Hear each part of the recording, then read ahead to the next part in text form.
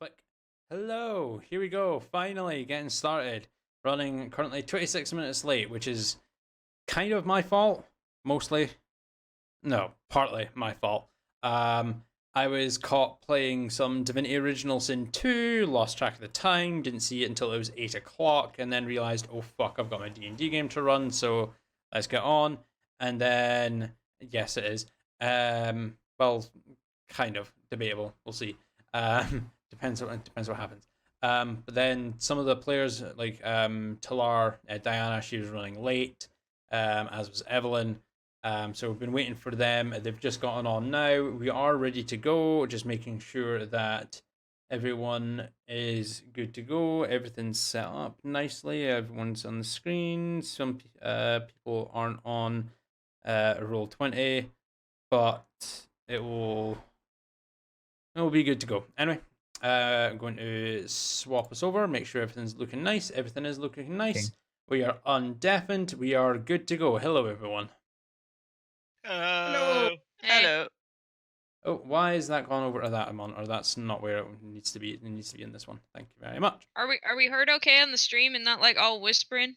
I have adjusted the volumes and managed to figure out a way to set up the audio mixer to change it between different game setups and such. So between like D&D and Mass Effect and stuff like that. So hopefully with this collection, you guys should be loud enough to the point where people can actually hear you without it sounding like you're whispering, and like I also sound okay and I'm not overpowering you. Cool. So hopefully, we'll have Contraband in the chat to monitor for that. That's actually a very good question. Yeah, why'd you spell it wrong, dude? A wizard. How has nobody actually noticed that until just now? There we go. You're no longer a wizard. You're a wizard now. You're a wizard, Harry. You're a wizard, Harry. Anyway, that's awesome. Enough Is of that the just a wizard with extra swag? No. Oh. And no one pointed out. No, it's not a meme. Anyway, continuing on from it's gonna be a meme. It's going to be a meme now, yes, because I'm going to call you a wizard from now on. Anyway, continuing on from last session, you guys had finished off your fight in the Topaz Blade Inn after managing to almost get stabbed in the back and ambushed by a group of the Myriad members who were posed as patrons, who were actually there as guards for Tsuri, the speaker for the Myriad. The inn itself, as far as you're aware, was burnt down after a table was thrown through a wall of fire and, well, set the place on fire. However, as you progressed through the inn, you managed to uncover a secret trapdoor that was in the back of the kitchen, which Tsuri had apparently used as a means of escape. Following the trapdoor down, there was no ladder that you could see. So you'd set up a rope, you managed to climb your way down. Who is it that took a nosedive down? I can't remember. I know. Temple just have one guess. Who is the most courageous of the whole group? That's your answer. Yeah, Temple. Yeah, so he took a nosedive down the tunnel. But upon reaching the bottom, there was no sign of Tsuri whatsoever. And I really, really hurt myself falling. Yes, you did. You took so much damage. Oh my falling God. With style. Absolutely. Once you got down to this natural-looking cave formation, you progressed for a little while before you took a break. Need to patch up your wounds. Someone's got an echo of my voice. I think that's you, Adam. You might want to mute the tab or something like that. I lost my train of thoughts. Yes, cave formation. You managed to get yourselves a short rest, heal up a little bit, recover some spell slots in some cases, before continuing to explore this cave system. looking to find where Tsuri had gone before you came to a fork in the path. Coralina, using Sir Barclay as a means of scouting, you went down both the left and right hand forks and elected, upon realizing that the left hand fork actually ascended, whereas the right fork descended, you went up the left fork. You walked for quite a long period of time before you managed to find what looked to be a pinprick of light off in the distance. And actually, if I may interrupt you, DM, we figured it out through using a bonfire. A bonfire, which yes. Way? To ascertain which direction had the most airflow from it. I remember that now. After using Sir Barclay for a second time to scout out, there was a small village of individuals out at the mouth of the tunnel, and upon exiting, you came across an individual who introduced himself as Kavan, who was the leader of the Air Ashari tribe. He welcomed you to stay for the evening, as it was getting quite late, where you completed a long rest. And in the morning, he had a task for you, which had a Djini who was at a portal to a gate, of the elemental plane of air. The Djini had been pulling pranks and basically being a massive nuisance to the Air Ashari, and Kalan wanted you to either convince the Djini back to the elemental plane of air or force him to without killing him. After a few rounds of combat and a very clever use of control water, you were all successfully able to force the Djini back through the gate to the elemental plane of air. And that is where we pick up now, right after the combat has finished. So, what would you guys like to do? So, Carolina, you nearly got kidnapped by a ghost genie? Was that a friend of yours? No, he was no friend of mine. So you come from the ex-boyfriend? Elemental plane? No? But he said you did. He was trying to set you back. Yeah, but he wasn't my boyfriend or anything. I'm going to whisper loudly to Neftari. I think she's single. Neftari winks back. So, what was all that about the elemental plane then? Why you ran away? You could say that. Do you want me to roll deception for that, DM? Yeah. Go ahead and roll deception. All right. I'm not good at those at all. I've been waiting for this.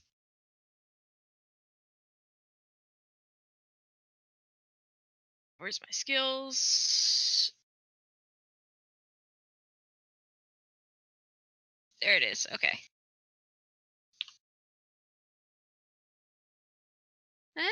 Uh, 6. I would like Neftari and Temple to go ahead and roll insight checks against that, since you guys are the ones that are in immediate conversation.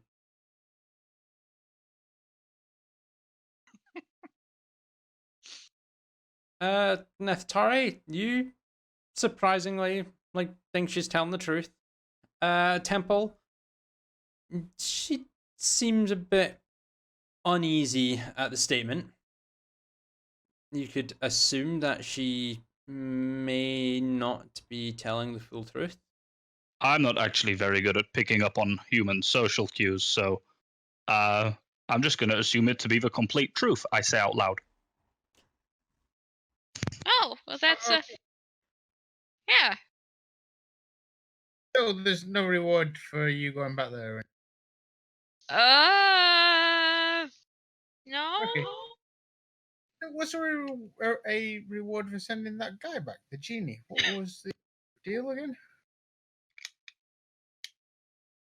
We sent the thing back, and they are nice to us. I think. That's another deception check on me, DM. Wait, didn't you link your character to Avery? I did. I'm just still So- rolling. All right. You want me to roll it again? Yeah, go ahead, because it's There you go. that's more to That's a like wizard's- it. that's a wizard's deception. That's much more to like it. No. Definitely not gold or jewels or anything like that. No. Definitely not. Okay. When like she doesn't sound too sure of this. With your previous 4, you're not too sure that whether she's telling you the truth or not. It's quite possible that there is actually a reward for returning her to wherever it is that the genie was trying to take her. You're not even aware of when that was, or where that was. Sorry. Is Flar close enough to be hearing this? Yeah. I I'd say assume so. I'd like her to kind of be watching this particular conversation, and if she's hearing and understanding the no correctly, she's raising her eyebrow at Corlina. So it's okay. Like you said, if any of us mere mortals were to step foot in the realm, with 50-50 chance, we could just appear in the middle of a tornado or something and get whipped to shreds. It That depends sounds on like- the season, really. Seasons. It sounds Yeah. like fun nonetheless, but maybe we'll take that trip another time. Yeah, you know what? That would be great. That would be amazing. Yes, another time. It's a date, but not for No. me. Word of warning for you players. I'm going to be putting rhythm on for some ambience once again. So You- prepare your sounds. Prepare your ear holes. Constitution check. The head Franklin, calm down. eagle. It's just wind and stuff as you are up in the mountains. Don't worry, I won't tell you this if you won't tell. I'm not allowed certain places either.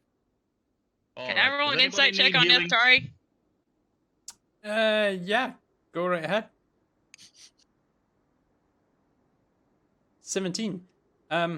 Yeah, he sounds and is the expression on his face and his body language. You can kind of tell that he is most definitely telling the truth. There are definitely places in this world that he is not allowed to go. But does he seem trustworthy? You've Or is been there in, like with that 17, you've been in combat with Neftari a couple of times. And you've your first fight with him, you were even throwing shade at each other and trying to outdo each other. He seems quite trustworthy. Well, I may or may not be the only viable heir to an Air Genasi empire. I may or may not have ran away before ascending. But it's all hypothetical, right? Blink, Eh, blink, like- blink.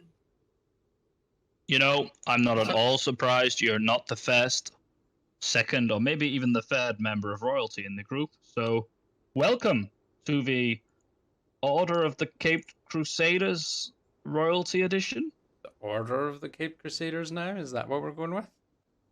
Yes. Not suggesting we Magical have some voice kind in the of sky. Yes, narrator. I mean, what is it about what? what is it about all these heirs to the throne that keep running away from their duty? Sounds a pretty good life to me. Is there Neftari, anything you my want to tell us, entire home Neftari? city was destroyed. Like, I didn't so much run away as not have anything to go back to. But we're going to take it back, am I right? Yeah. What? As you guys are having this conversation, you hear the soft crunching of stones as there's footfalls behind you as Kalan slowly approaches, just pipes up. And sometimes one's destiny is one's own path. Just being the heir to a throne doesn't necessarily mean that you should be sworn to that. And he kind of So- just glances to you, Coralina, and just gives you a soft smile. Just because it has your name on it, doesn't mean it belongs to you.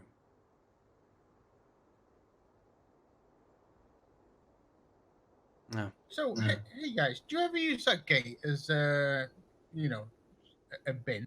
Because everything you chuck in it just disappears. There have went been to- a few of our younger tribesmen who have used it for disposing of rubbish. Bodies. Bodies. And no bodies. Not yet, anyway. But I have put a very strict rule against using it for such means. Littering is a disgusting thing, after all. Oh, yeah, sure is.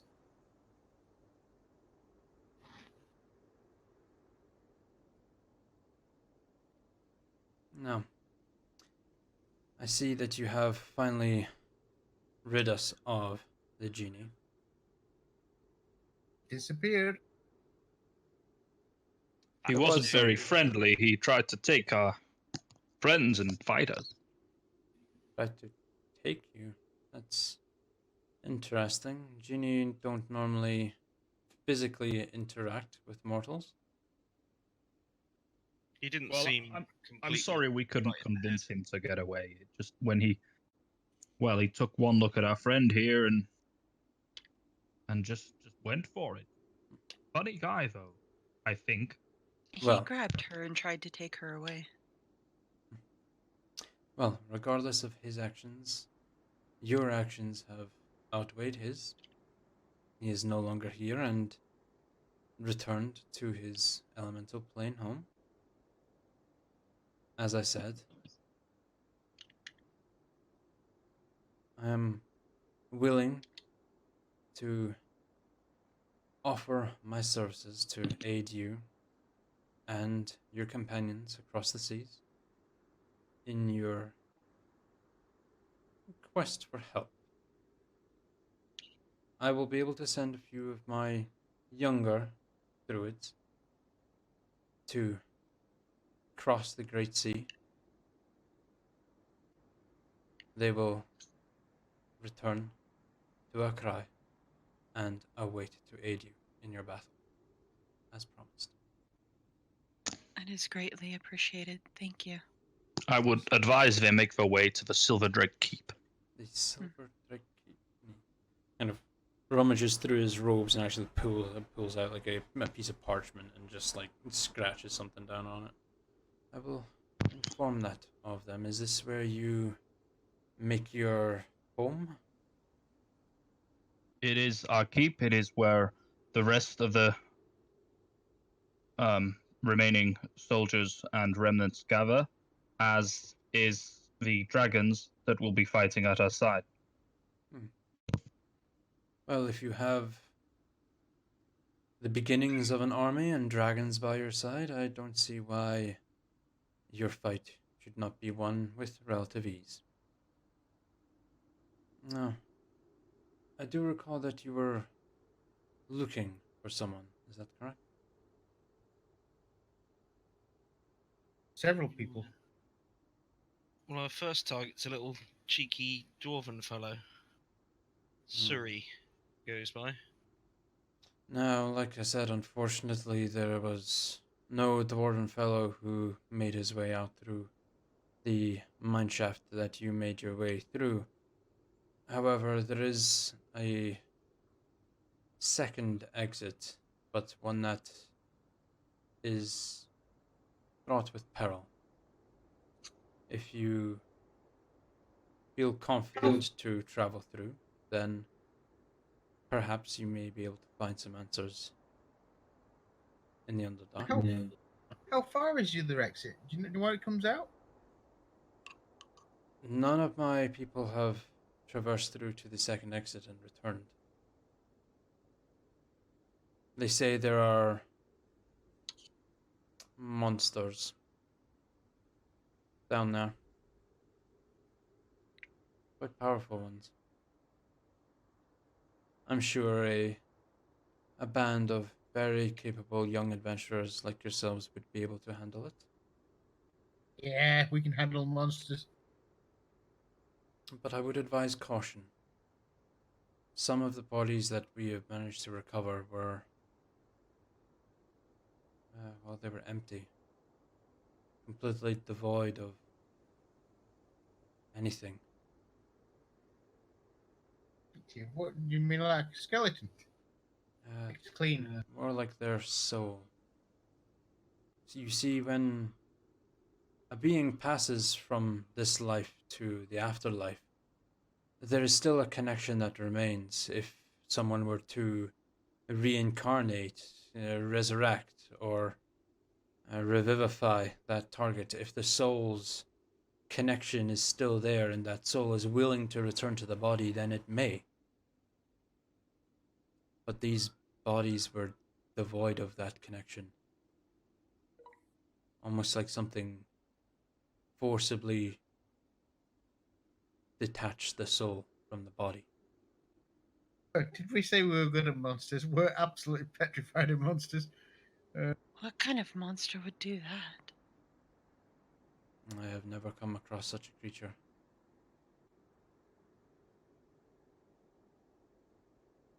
Well, Temple, your hat might come in useful after all. What do you mean come in useful? It's already the most It's already useful thing in my arsenal. Look at it. It's fabulous. It attracts the attention of all the enemies, which is our fighting style together. I will They're just say dazzled it is by quite a marvelous piece of attire. So who wants to go down the mine again and look for the monsters, and who wants to get back to Stillburn and the nice comfort of a pub that didn't burn down? Well, Well, it'd be best to get into a place where maybe no more genies show up. If he brings friends. I'm not sure what they're promising down there is going to be any better than a genie, but Didn't we need to get a message back to the guild? yeah, we don't. If nothing's ever survived going down that tunnel, then what the hell was Tsuri using it for? It's Tsuri's monster down there.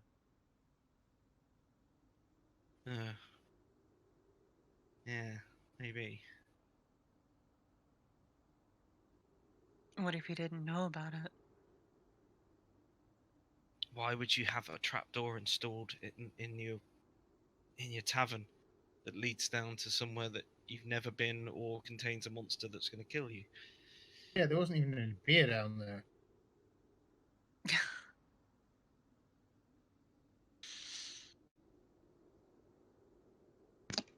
I don't doubt for a second they certainly used that tunnel for something. I mean, it's a thieves' guild, of course. We could, if you wanted to try and hunt them down, maybe we could head back in the tunnel and look for clues about where they went. Maybe they went the other way in the tunnel.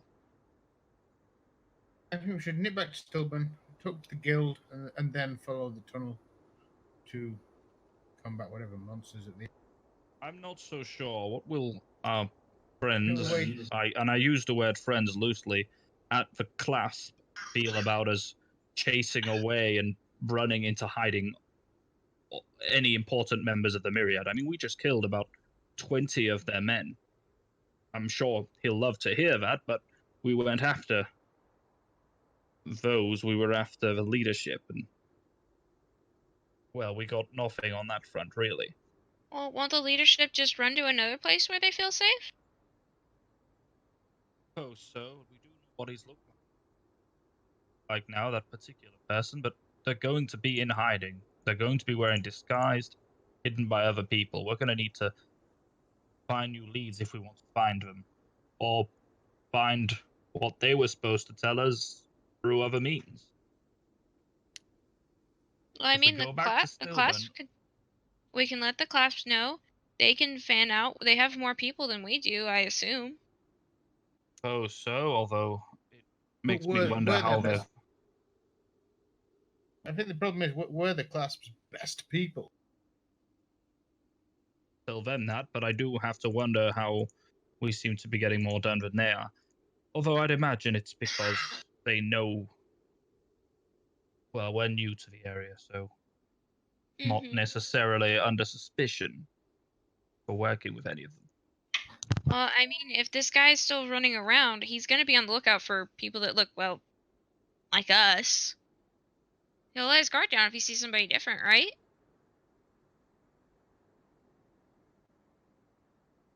Seems logical.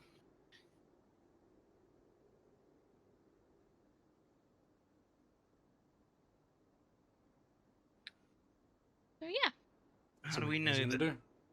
How do we know that we can even get out the other end of this tunnel in Stillburn? That whole place may have come down on top of it.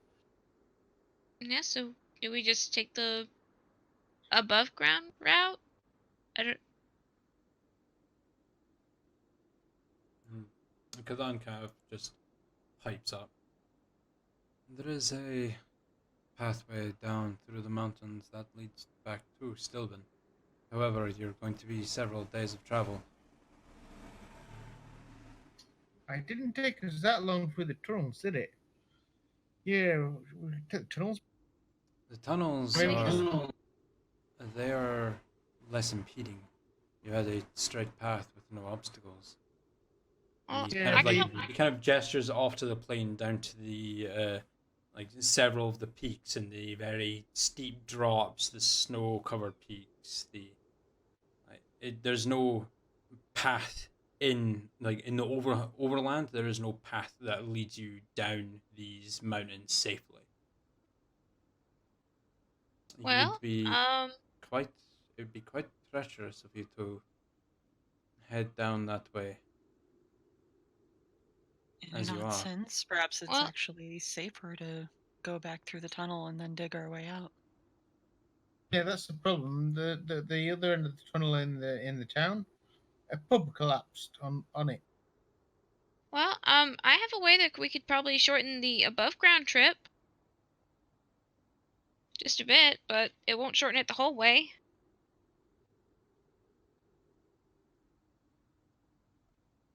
I'm thinking perhaps we should go look for this monster, but we could do with a rest before we do it. Whatever we do, the more time we let elapse, the more likely that dwarf is to have. How fast can dwarves run anyway? 30 feet, I believe, is their base movement.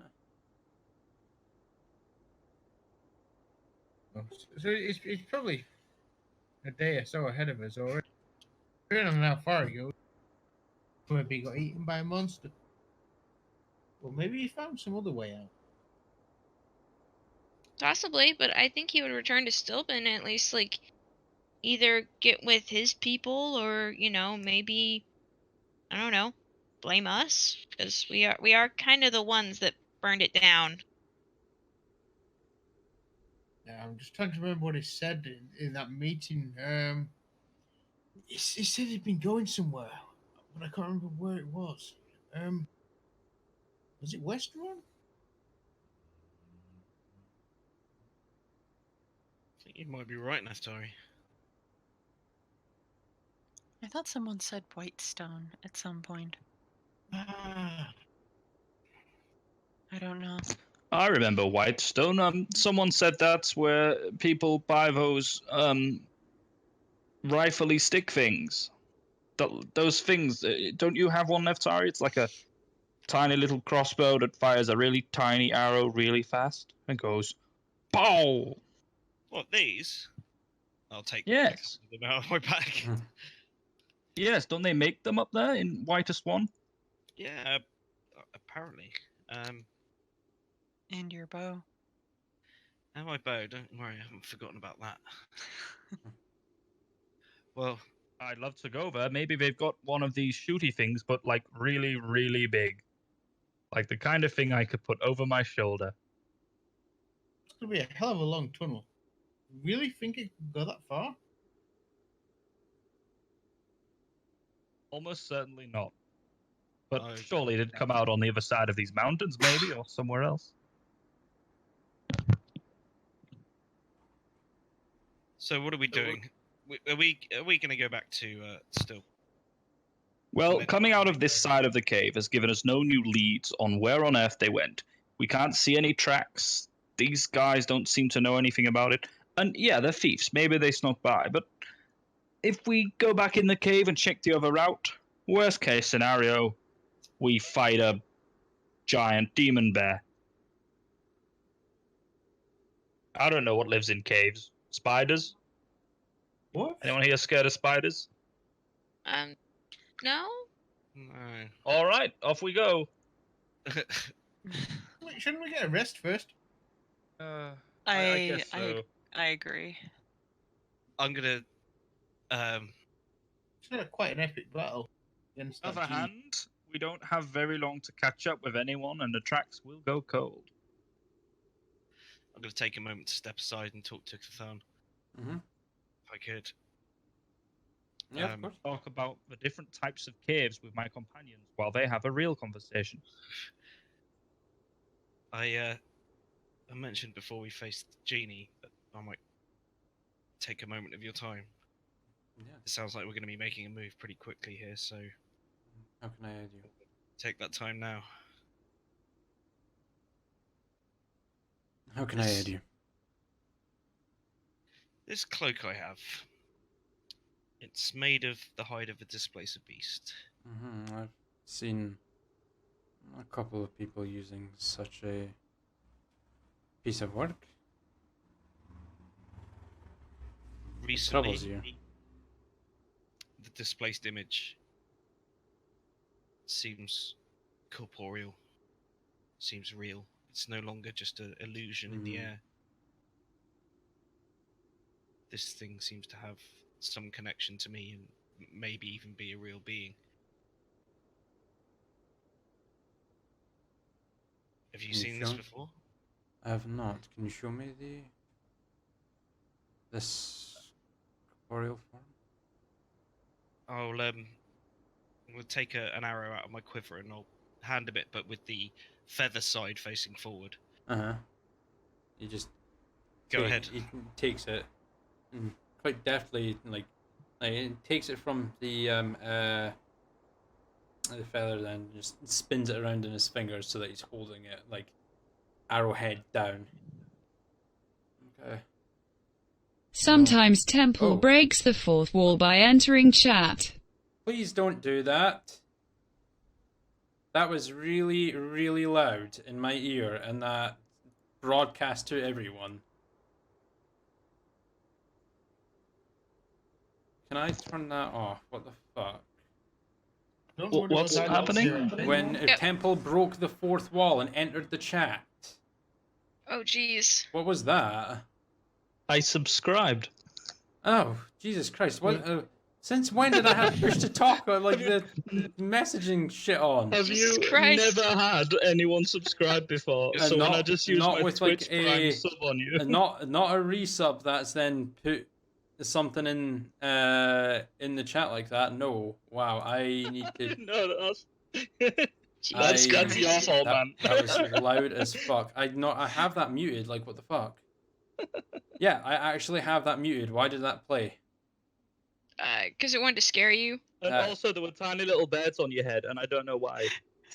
Contraband noticed it in chat as well. There were tiny little birds kissing sat on your head. That's That's fucking adorable. weird. I need to take a look at this later on. But yeah, that okay, I wasn't expecting that. Thanks, Evelyn, but Damn, that was loud. I need to mess with that later on. Oh, that's gonna. Yeah, that's gonna cause Contraband to do stuff like that in the future. Anyway, let's back on track. Kazan just. I will not hurt you. Much. And then lunges forward at you.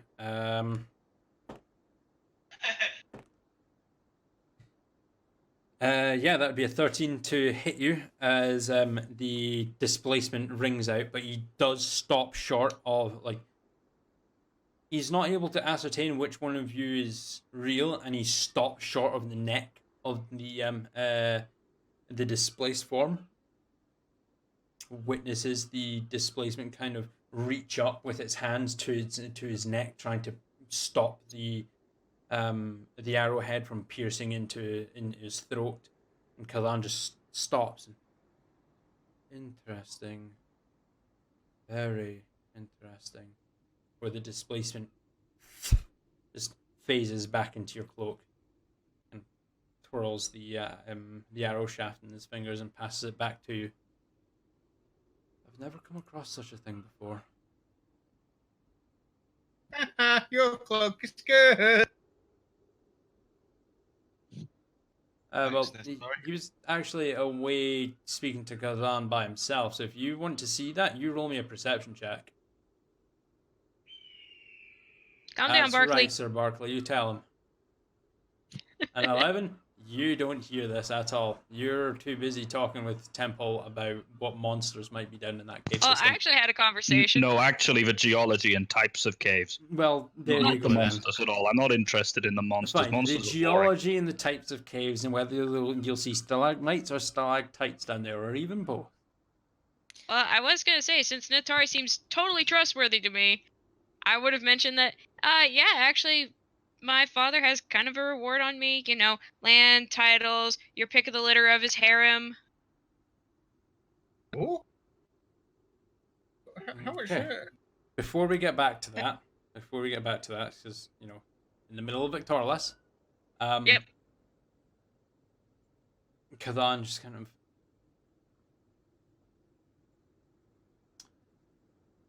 your best bet for that, I would seek out some of the mages in Iman. They would be able to tell you more information about this phenomenon. I've never seen a displacement cloak show sentience. It's supposed to just be a mirror image of yourself to thwart your enemy's attacks. Something very strange is afoot here. I'd be very careful about using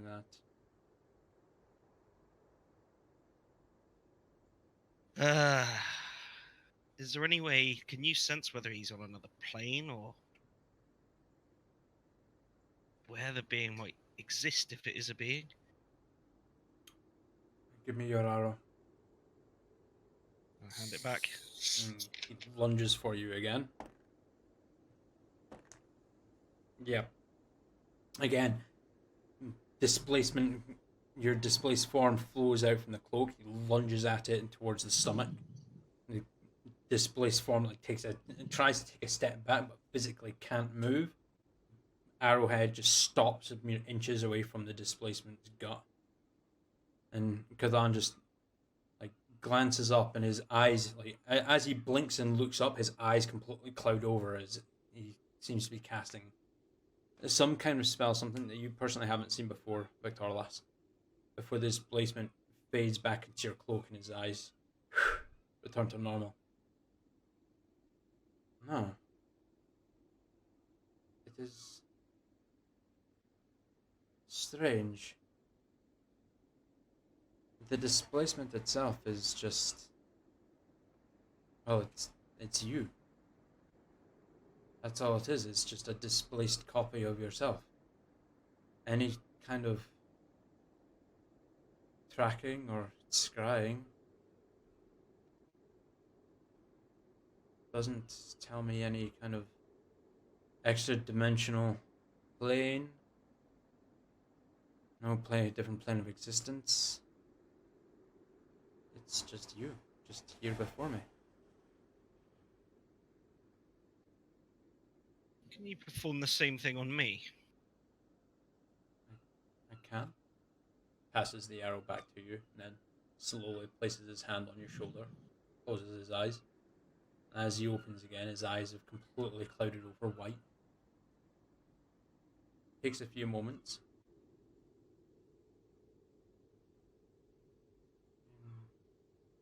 Same. You're just here before me. No different plane of existence. Nothing extra dimensional. Well, at least I know I'm not a ghost.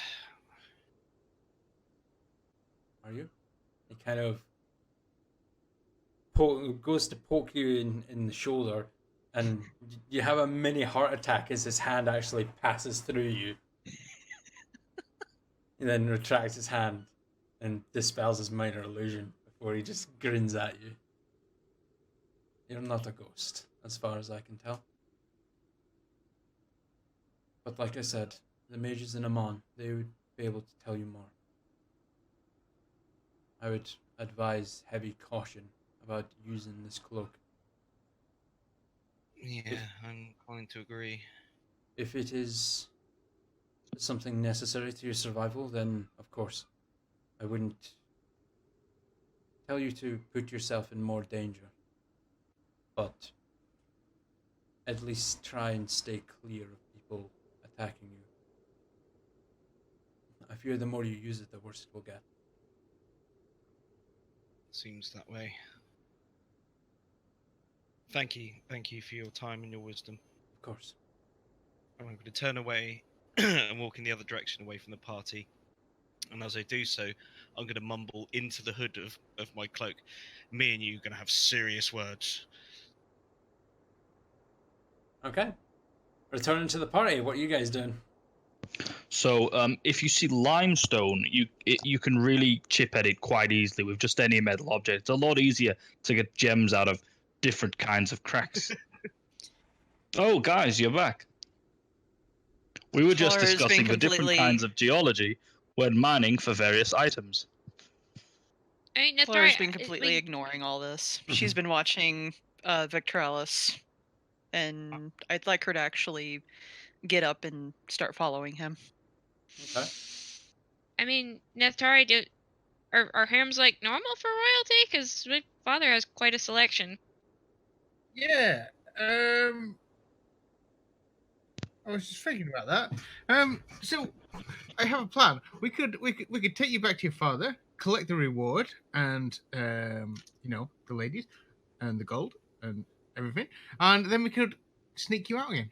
Could help you escape. You realize it took me planning for 4 years to get out, right? Yeah, but you didn't have us to help you.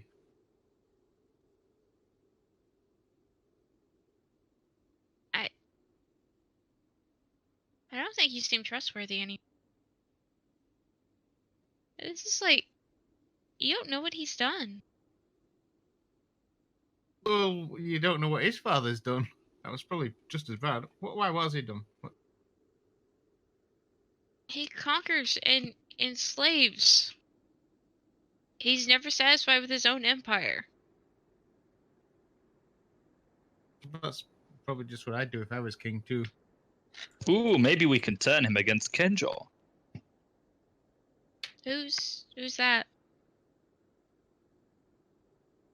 Yes, I've nervously, as much as something without facial expressions can, look over to Victoralis. That's Vic's father. Oh, Another evil king who enslaves and things. And resurrects demons from the dead and is trying to destroy reality. Yeah, it's probably worse than your dad. I mean, It's not a competition. I mean, at least Victoralis doesn't seem like his father's favorite bargaining chip. You know how many times I've been promised to people? What? Through betrothal. What's that? It's basically a promise that says when I come of age, I marry this guy, no matter if I've even seen him. I agree, Barkley. It's bullshit. First time Corleone's sworn. Did you have anyone betrothed to you, Vic? Vix walked away. I'm about 30, 40 feet away from you at the moment. Yeah, you might have to yell that a little bit. Did you ever have anyone betrothed to you, Vic? I'll stop. Still muttering into my hood. What? Did you ever have anyone betrothed to you? No, I Car didn't. stops and turns around and looks at him. Not how my family works.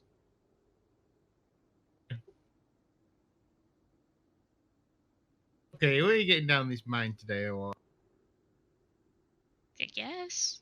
We'll Well, figure it unless you out. want to go through the gateway to the place. Is there some sort of way we could step through the gateway and be protected for if we just happen to come out in a bad place? Go ahead and roll me an Arcana check.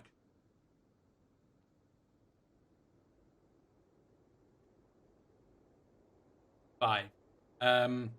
You would assume not, as when you were knocked prone and close to the gate, you were physically being sucked into it. And if you were to then be spat out in a dangerous place, there would be a high chance that you wouldn't be able to protect yourself from the elements from the elemental plane of air. If you were dropped into a cyclone or something, you would probably die a very horrible death. I mean, I could turn myself into a bird or something. That would probably be. Well, the mine's probably the safer option for now. Well, you guys ponder this and move back to Victorlus and Talar.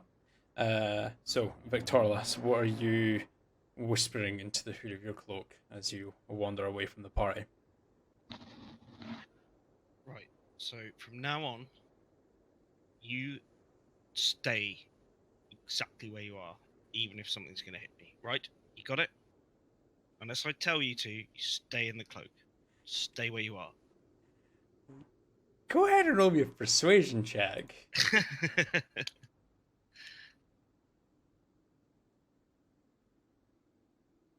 Dean. I mean, there's no response. The cloak itself isn't sentient, so it can't physically respond to you, but I mean, you don't know. It might not work in combat if you're attacked. You'll have to wait and see. Cool. Do you really think that's going to work? Oh, It's How just to- me. honestly, probably not. But I don't really have any other ideas at the moment. I understand. There's I was a something. little tired of Temple's description of limestone. I hope you don't mind if I joined you. Ooh, we're going back in the cave. I'd really like to. Maybe we'll see some chromium indite. I just Yeah. made that up. I don't know anything about rocks. Did I get you all? He certainly knows a lot of words, does Temple. I just see them in books and say them. I think that's called learning. This hurts the wizard. Okay, so plan of action. I'm assuming you guys are going to want to take another long rest in order to get your health and your spell slots back. That'd be great, And- actually. I think that'd be wise. And then after that, what are you guys going to do? You guys going to head back to Stilben, or are you guys going down through the mine? Yeah, let's go kill a dwarf. You have a second? I've got somebody at the door. Yeah, cool. Go for it. Take long rests and stuff now. I suppose we better get. It's going to be quicker to go back down there, isn't it?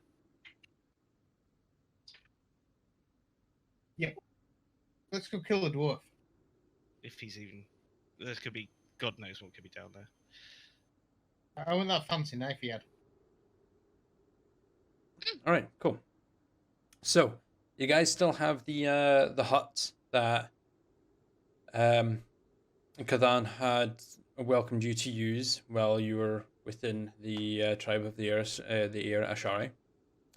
So you can return there for another long rest if you would like. Bearing in mind that at the moment it's probably around 11 o'clock, going close to noon. So when you wake to go after Tsuri from down the other path of the mine, you'll be reaching 9 o'clock at night. I have shenanigans planned. You shouldn't be telling me that. Well, I just want to. Alright, so what I want to figure out is, let me know if I am able to ascertain this. Uh-huh. What is harder? What would be harder to place a spell on, fabric or metal? I'd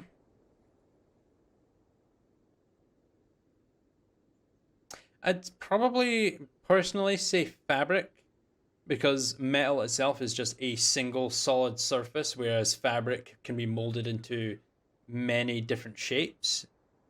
It can be shrunk down and like flattened out and stuff. So I would say it'd be a lot easier to place a spell or enchantment on something metal that has a single solid form rather than something that flows like a cloak. Alright. And I have an idea, but I will require some peace and quiet and Temple's Great Axe. Okay, while we all Temple, have are a you rest. passing over your great axe to Coralina for some unknown reason that she hasn't disclosed to you yet? I need to borrow it, please. She's just got both hands outstretched. Gimme, please. Temple?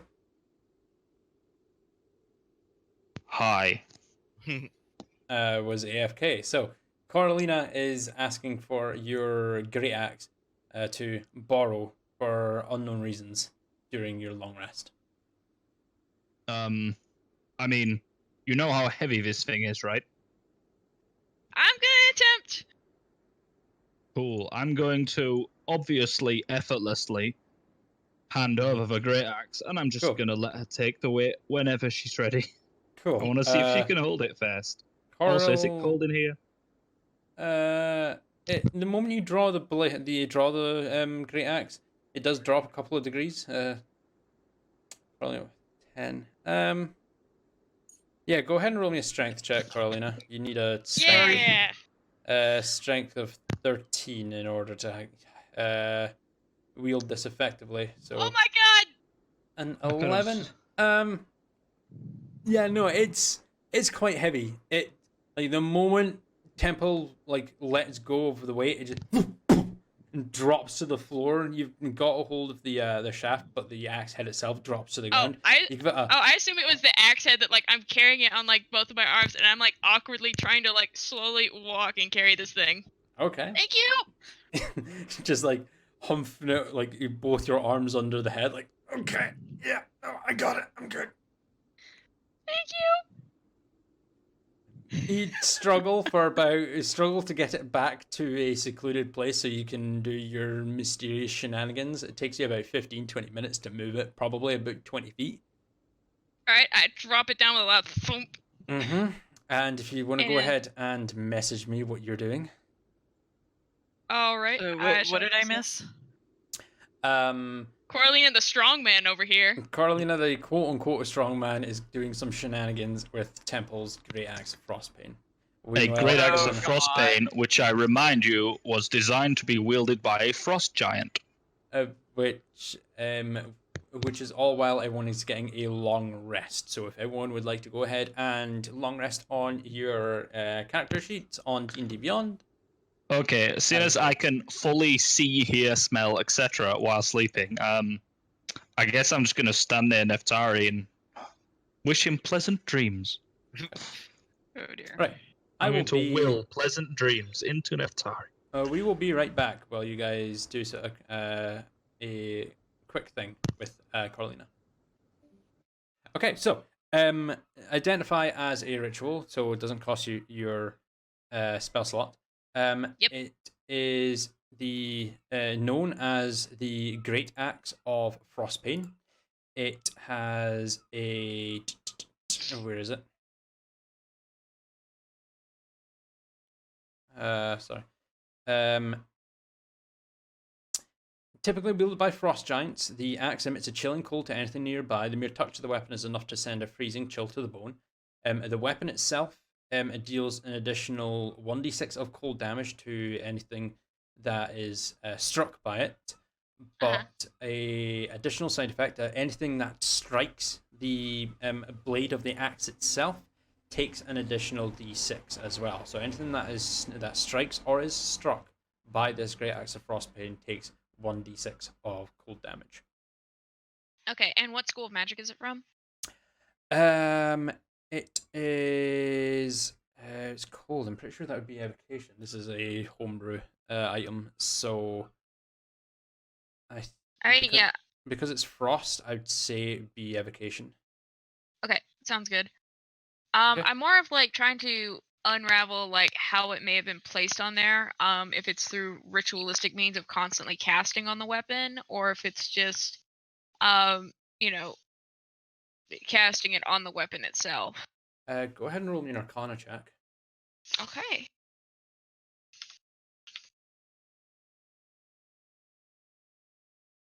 An 11. And upon closer inspection, you do see some runes inscribed across the edge of the blade. Sorry, like near the edge of the blade. The language. Let's see. It's not a language that you can read, but you do recognize it as giant. It would seem that the enchantment itself is it's not a constant cast. It was a single cast which was inscribed with these runes, which grants the Great Axe's power. All right, I'm gonna be taking notes in the margins of one of my books. Of possible ways to do this because I may have some ideas. Okay. Go ahead and roll me another Arcana check. All right.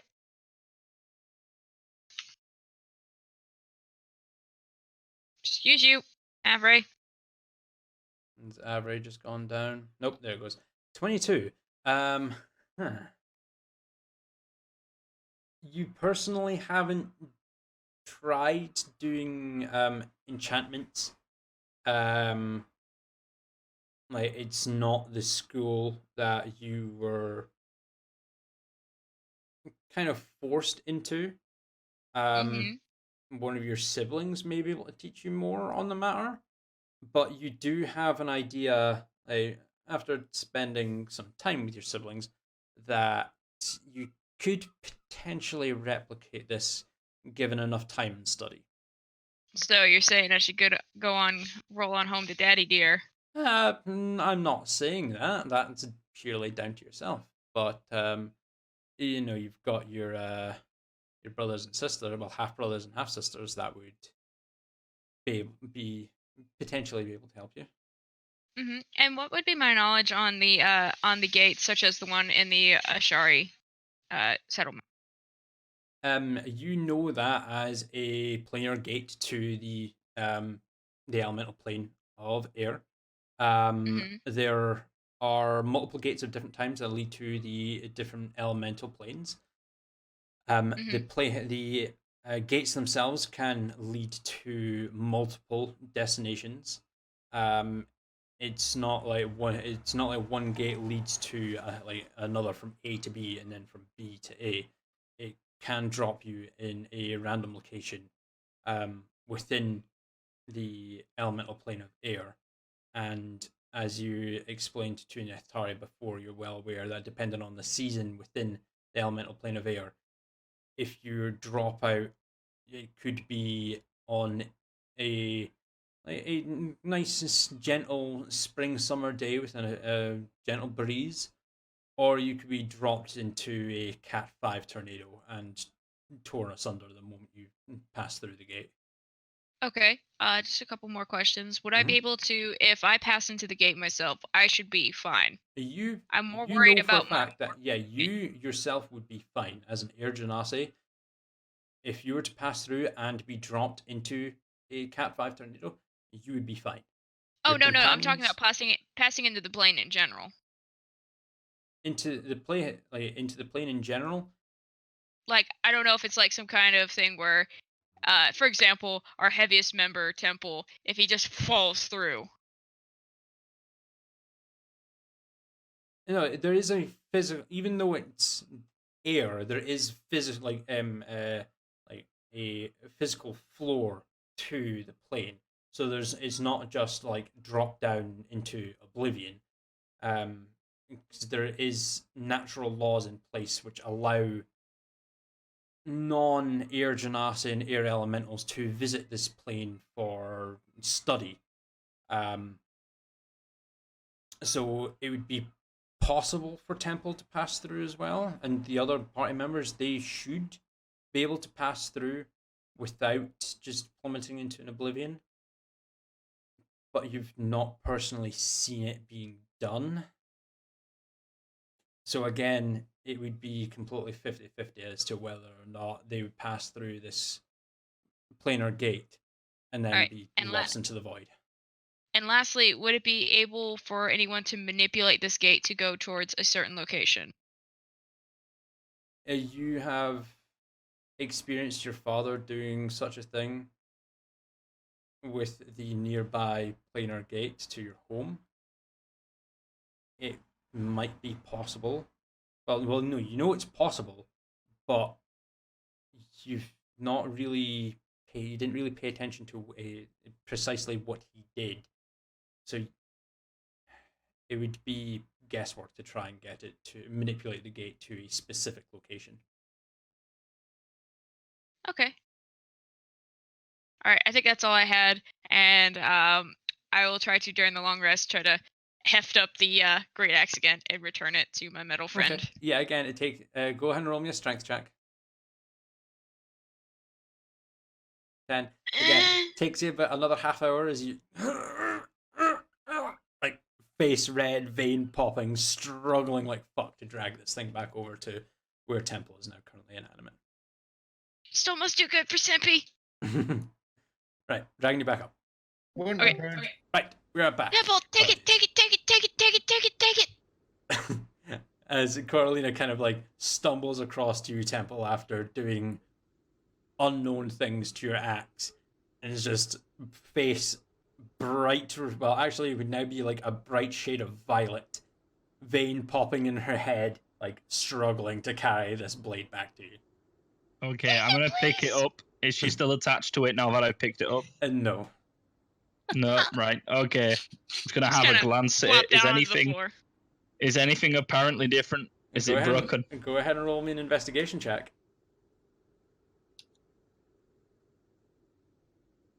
No, seems absolutely fine. No noticeable difference. Like, you still, like, pressing your hand close to the blade itself. Temperature still drops several degrees. Seems Is there absolutely fine. any? There's no additional metal on it or anything? Because I know Nope. she was talking about lightning earlier. Absolutely nothing changed. This is just as No, you're... never mind. Back on my back then. Okay, does anyone else have anything secrety that they want to do? I'm assuming we're all in a group right now, just sitting down, like, whatever. Yeah, you're, And you're close I'm by trying the to bonfire hide that's been set up. I'm trying to hide the fact that all my knowledge about rocks comes from this Rocks for Dummies book I've been hiding. Talara's got her sash laying next to her, and she's laid back on the ground. Her wings are kind of spread out a little bit, just resting, and she's staring straight up into the sky, trying to ignore Temple's yakking about rocks. I might, though, if Neftari needs to sleep, this might give him advantage. Because it's boring. Okay. So is everyone going to sleep for your long rest? I just want to use my meditation to do what I was trying to do before and see if I can kind of meditate on the cloak and see if I can get some kind of connection to it. Okay. Go ahead and roll me an Arcana check.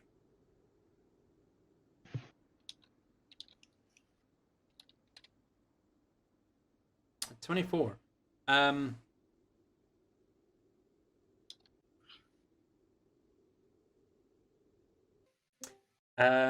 With the 24, as you go into your meditative state, you manage to block out the world around you. The flowing of the wind goes completely silent. Temple eventually just is drowned out into nothing. And you, as you like focus on the cloak itself, you see something in your mind's eye off in the distance, and as you eventually manage to close the gap, you see a figure that looks very similar, very familiar, sorry. And as you kind of you reach out in your mind's eye and turn the figure around, it's yourself. Looking a little bit younger, like not as battle hardened, no bruises or cuts or anything like that across his face or anything like that. Wearing slightly different clothing, but it just looks like yourself. As you kind of let go, kind of the other form of yourself kind of just scowls at you before he blinks out. 4 hours of meditation pass and you come to consciousness. Okay. Okay. Hey, we're You have back. a castle? Yeah, what do you think? Temple's having rocks thrown at him.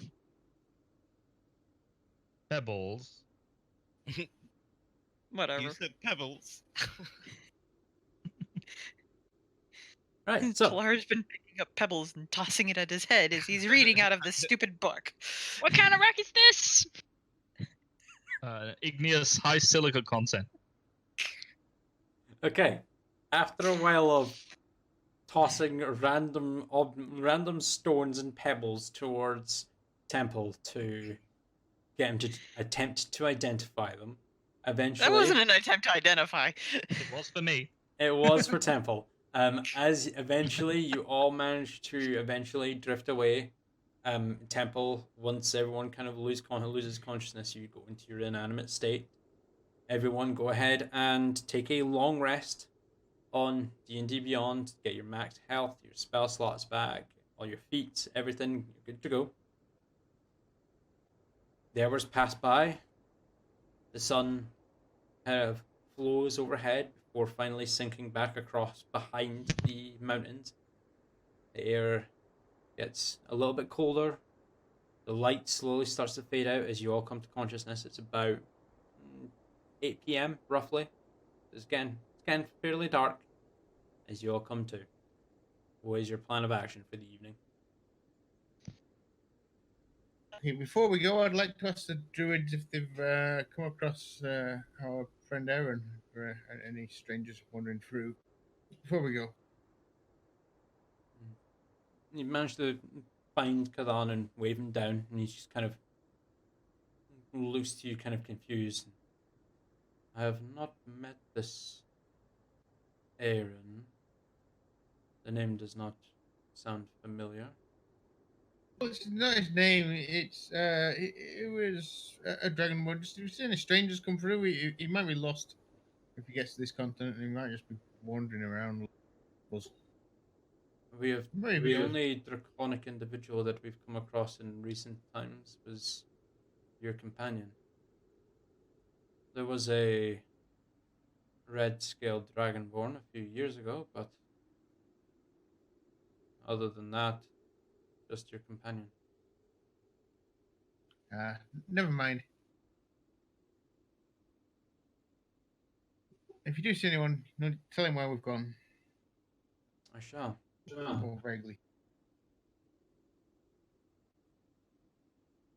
Okay. Right. What are you We're guys going doing? mining. Back down the hole, I guess.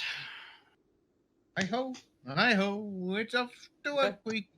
What time is it? It's about 8:30 at night. Thanks, magical sky voice. Let's go. Okay. Okay, so you guys head back into the mine shaft.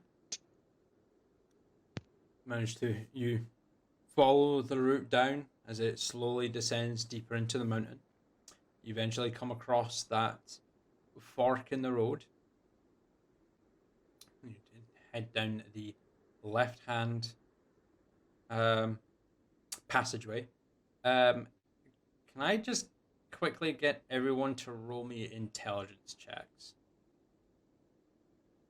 Yes, something I'm good at. No. Something I'm good at. 7. God damn it. And mine apparently sucks too. Okay. Me see cave too. Victorlas. From the test that you guys did with the bonfire, it kind of dawns on you now that when the bonfire was placed down, the flames were blown to the left, which indicated that the airflow was coming from the right-hand tunnel, not the left. I know that. Yeah, you know that. Victorlas now knows that.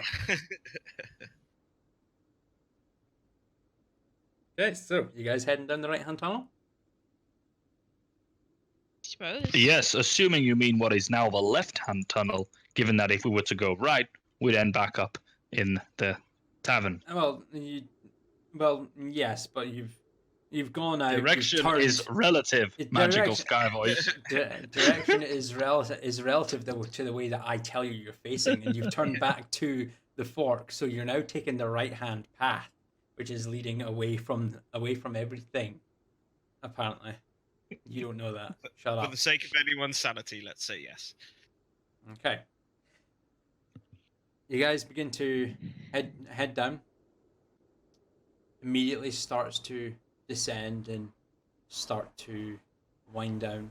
Everything gets a lot quieter. The wind that you could still feel flowing to your back eventually dies down. Oh shit. I can't play that song because it's longer than 3 hours. Oh shit. Did not know that was a thing. That's not longer than 3 hours. Fuck off. Where's the link address? There it is.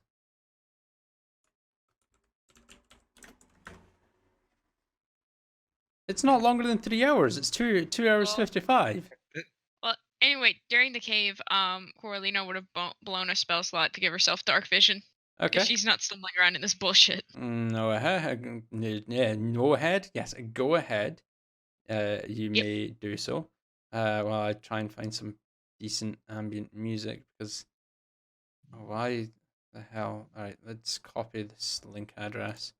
So now that you've done that, if Talar were to use her light spell again, would that blind you? Not that I'm aware of. Although at this point it may not be wise to use light if there's... If you use light, Coralina, you'd know that it wouldn't actually blind you. It's not... I think it's not like night vision, like thermal vision or anything like that in real life. All dark vision does is passively allows her to... Essentially, it makes her eyes adjust to a much greater fidelity than what would normally allow. So you can see everything in shades of black and white for much greater distance. If you were to cast light, it would allow her to see even better and in color, but she would just be able to see farther than what the light from your light would emit. So it would just improve her close range vision. That's really all it would do. Anyway, as you guys I will welcome the light. As you guys continue to press down, everything starts to get a little bit more eerie as you progress down.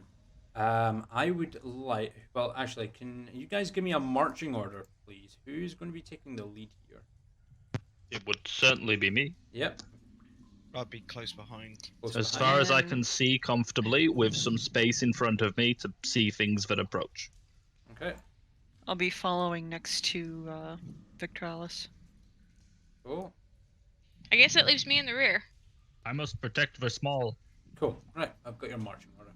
I'll be mostly looking for seams of gold and stuff. This is a...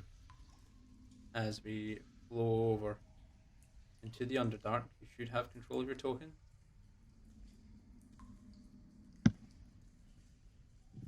Where is I would like everybody? everyone to go ahead and roll me survival checks. What's in there? Where are we? I can't even. Oh no, I bet I'm upside down that- in a tree. That's a I mean, natural one. I can't wait to see this. Hang on. Sorry, what am I rolling again? Sorry. Survival.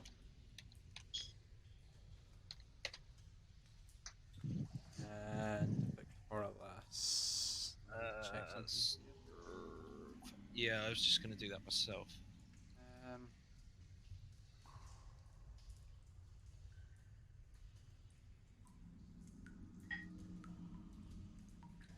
Why do I have a dot on me? so this would be a +8 for you. wisdom, so, yeah. Yeah, because it's wisdom, and wisdom and int checks are proficiency is doubled. So it's a +8, so you get a +4 to whatever you're Do I rolling. just do a plus? No, just do it. Just do a survival. Just do a survival check, and we'll add 4 to it. So it's a 25. Neftari and Victoralas, as you guys, as you're walking through, you actually notice what looks to be recent, fairly recent, and undisturbed footprints of sorts, heading to your far north through, well, relative north through this tunnel system. You could assume could potentially be Tsuri, like Tsuri's footprints. You've not seen any footprints elsewhere so far.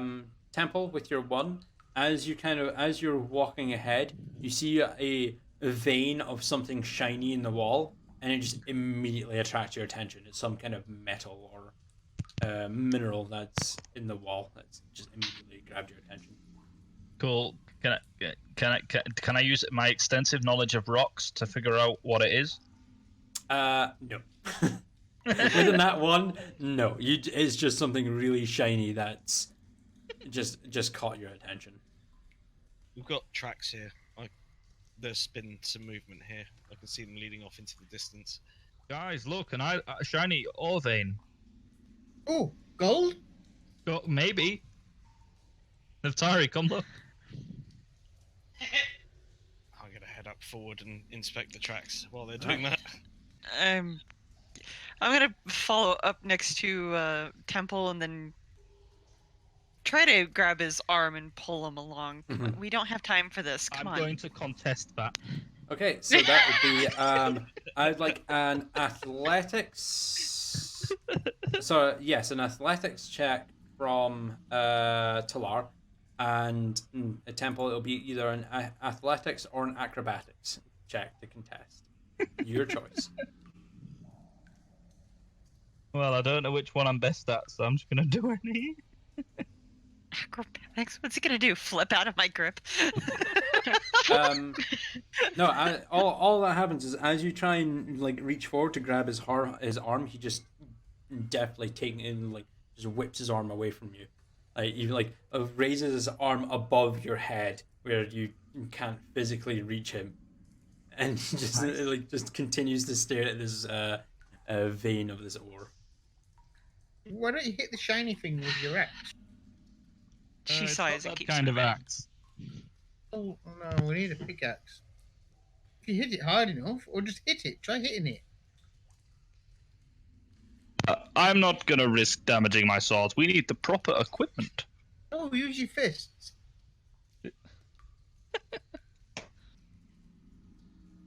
Wait a minute, Nah, your that wizard has wouldn't be something for wise. this. Let's see, I believe it's a trait of a conjuration wizard that I may do a minor conjuration I can use my action to conjure up an inanimate object no longer than 3 feet on a side and no more than 10 pounds. How much does a pickaxe weigh, DM? That's a good question. Can't wait to mine this worthless rock. You know what? I'll give it to you. You're able to use your minor conjuration to conjure a pickaxe. It's not like a big hefty pickaxe. It's like a smaller hand pickaxe, but Cool. it could work. Absolutely every ounce of my strength, please, all of it. You Cool. may only get like 1 attempt at this.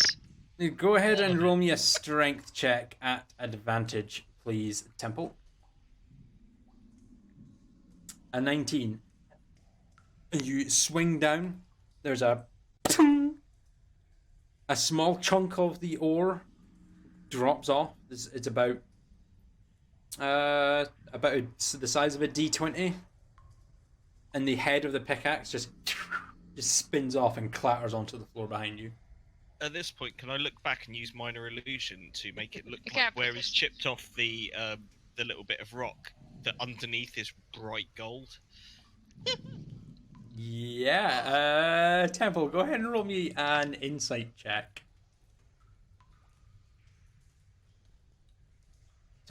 You know this is an illusion. I know enough about rocks to know a real rock when I see one. Great. So can we maybe get moving? It's okay, we got this. It's probably important. Here you go, Neftari. You can look after the shiny. Thank you.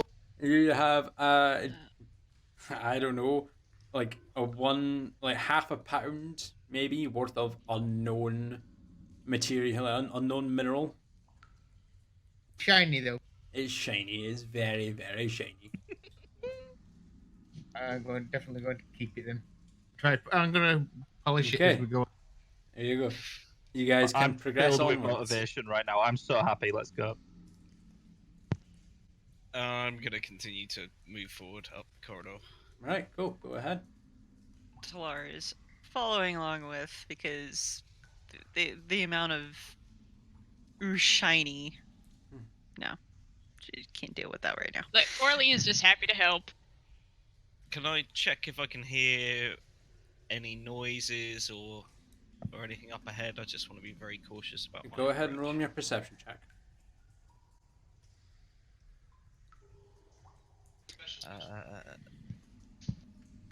That's a natural one. Can I With- do the same as well? I will allow you. Yes, go ahead. But with your natural one, nothing. You can hear like the flowing of water, like far off in the distance. Other than that, all you really hear is the conversation of Neftari and Temple behind you, and it's really off-putting.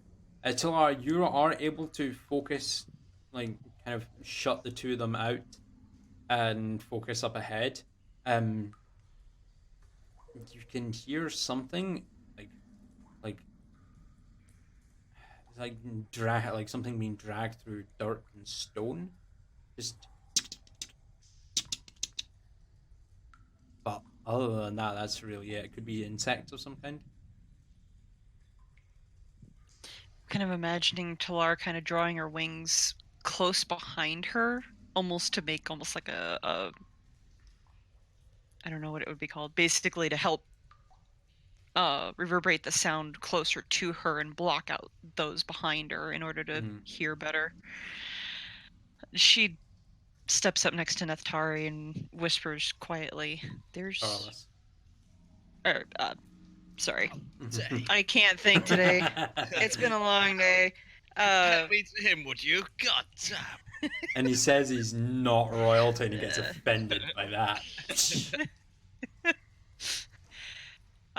She steps up next to Victoralis and whispers, "There's something up ahead, dragging, ticking, something. I'm not sure." Okay.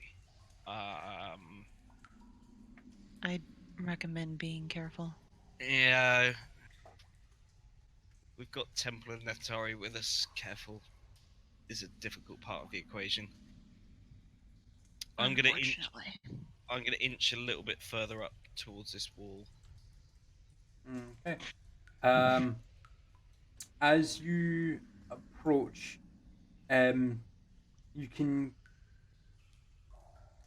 just at the very edge of your vision see what looks to be some kind of wall immediately ahead of you, and you can just see off to the corner here that the path seems to fork left and right. Can I do an investigation on my rock? Yes, you may go, and you don't have any knowledge about this materials of this kind, so I'm going to impose disadvantage.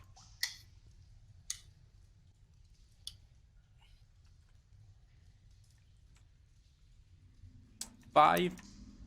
You're not sure. You might the best bet would probably be to take it to like a smithy or someone who works with the material, who'd be able to identify it properly for you. You know what this is, Temple? No, I don't. I've not got that far into my book yet. Thanks, Carolina. Do you think this is valuable? Is that just a running joke now that you just pronounce her name the entire time? Was it supposed to be pronounced? Coralina. Carolina. Sorry, Carolina. What, your rock? Thanks for the pickaxe. Yeah, the rock. Do you think this is valuable? I don't know. I could give it a try. Or you want me to roll for this DM? Go ahead and roll me an investigation check.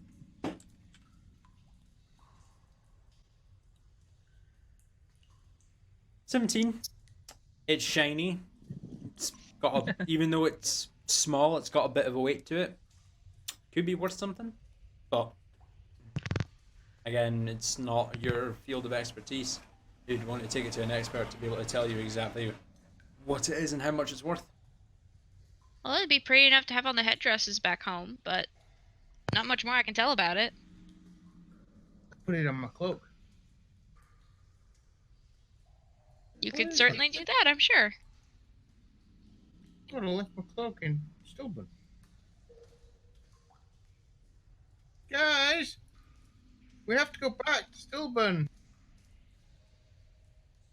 Ah, Natari.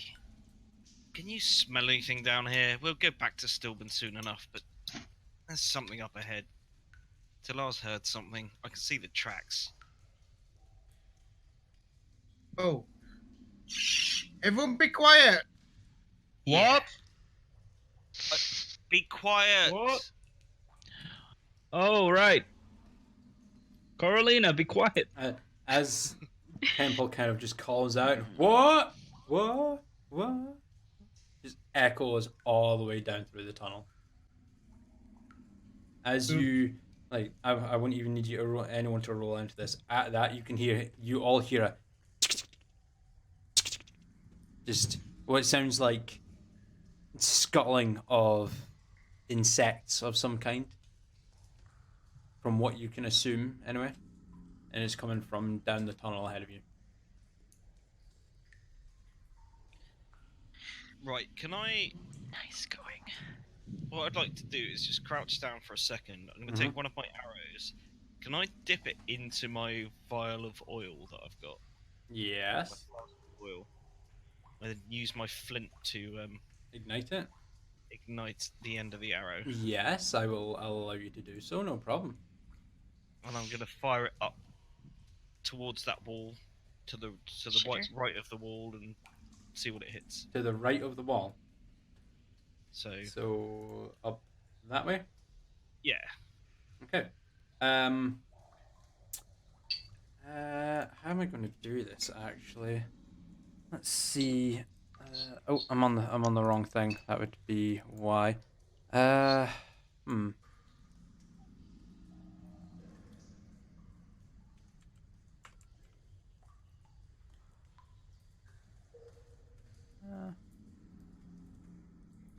You can do that. Yeah. Let's try that. There we go. And that. And emits light of 15 and 30.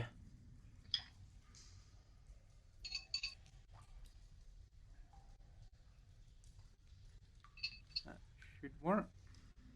I think. Yep, there you go. As the arrow clatters off of the wall, off in the distance, and drops to the ground, the flame still lit, and you can just see it off in the distance.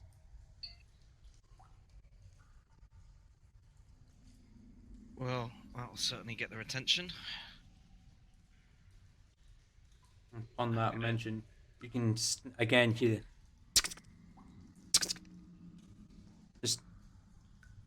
it just echoes throughout the halls. You can, because it's echoing around your head, you can't really determine which direction it's coming from.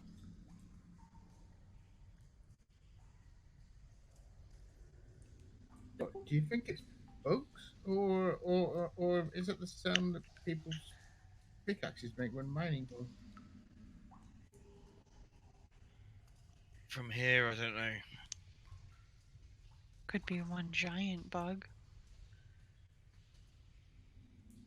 Didn't I say spiders earlier? Maybe it's spiders. Spiders are small. We got nothing to worry about. Bugs scared of fire. How's everyone's armor? Has everyone got armor higher than 16? Why specifically 16? Carolina, if you were nervous laughing, I'm assuming. I your don't- armor's I not don't- up so much. I don't wear armor. Right, well, seeing as we don't know what's coming up ahead, how about we try something? Now, it's a bit weird, but it will protect you. I mean, I could give her +2 AC with one of my spells. This just may be a little less resource heavy for now, and if you need your spells, then obviously we can use them. If we see something, it's gonna itch a bit, Carolina. That's all I can say. But This sounds like something one of I think I know what Neftari's you're doing. That's what Well, tell all my friends do. I'm just gonna reach out my hand. I hesitantly reach out. I consent. And I'm gonna cast Barkskin at 2nd level. Barkskin at 2nd level. Okay.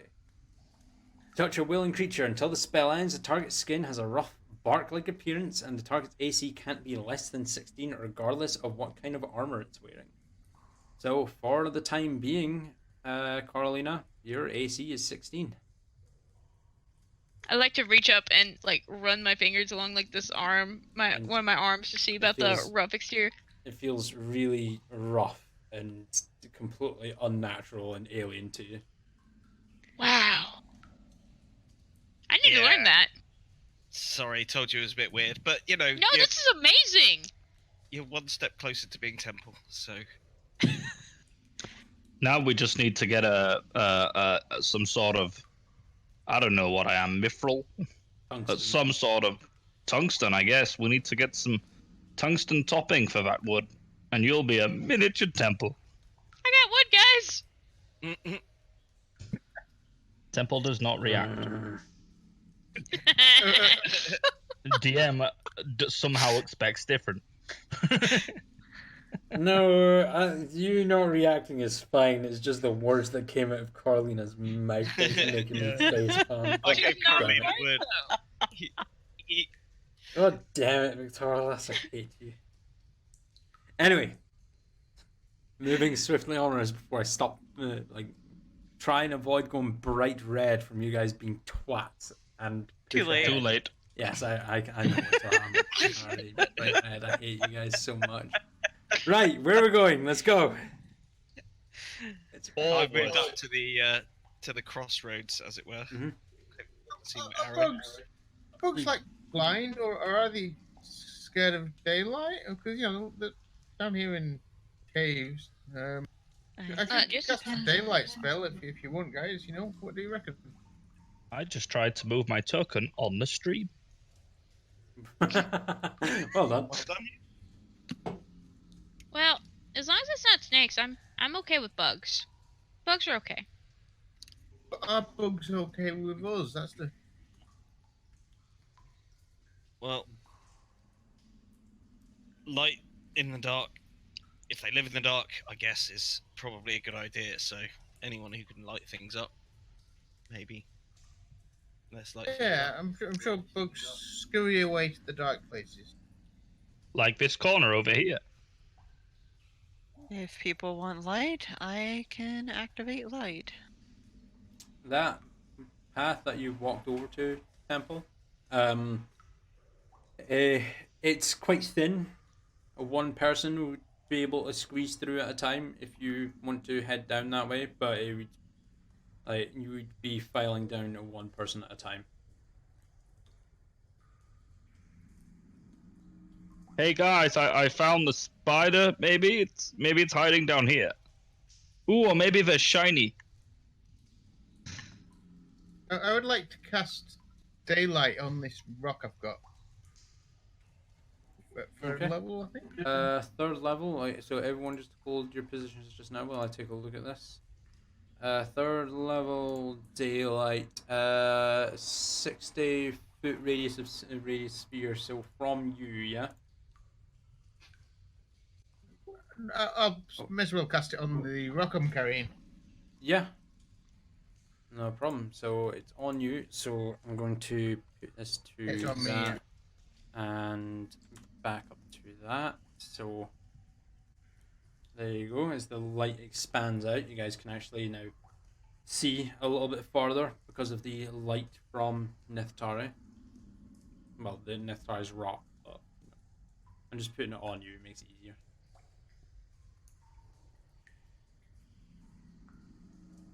You can see Nithtari as you walk further up. The cave does fully open up to the far right.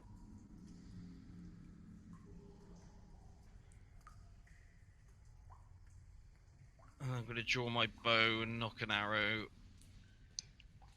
and approach probably just behind Temple at this point. Okay. Temple, what are you doing?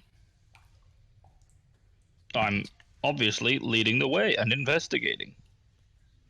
There's As you- something in here. As you take a step up, Nithtari, you see a very small insect. Well, not small, but it's a medium-sized insectoid-looking creature.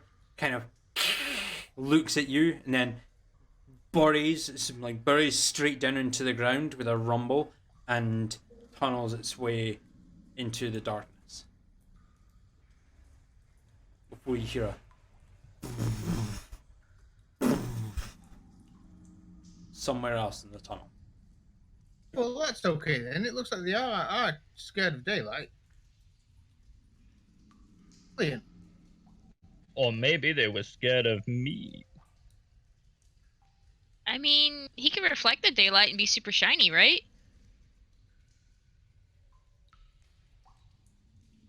As you Anything progress, shiny in the walls.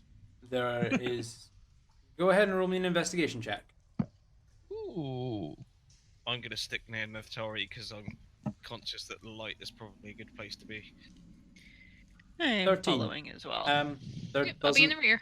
doesn't really seem to be anything shiny in the immediate vicinity. The only thing that you can see is that it is an immediate dead end up ahead. Everyone go ahead and roll me perception checks.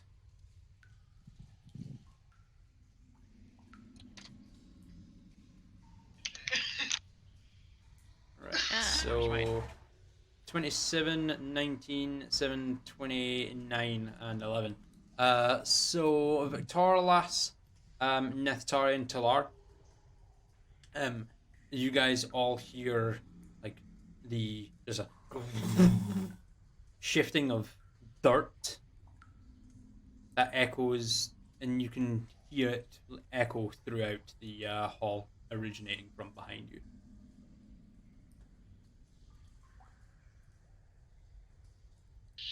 That didn't sound good. All right, everyone, back that way. Yeah, let's center up around Temple and Netari. Netari, you keep that light going and let's stick together. You can take the pebble if you want. You can even pop it on the top of an arrowhead. Let's keep it close to us for now.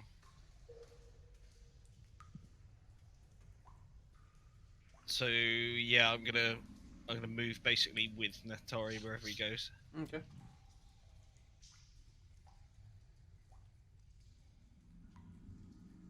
As you turn the corner, Nithari, you see multiple of those insectoid creatures that have now appeared from before you, like before you.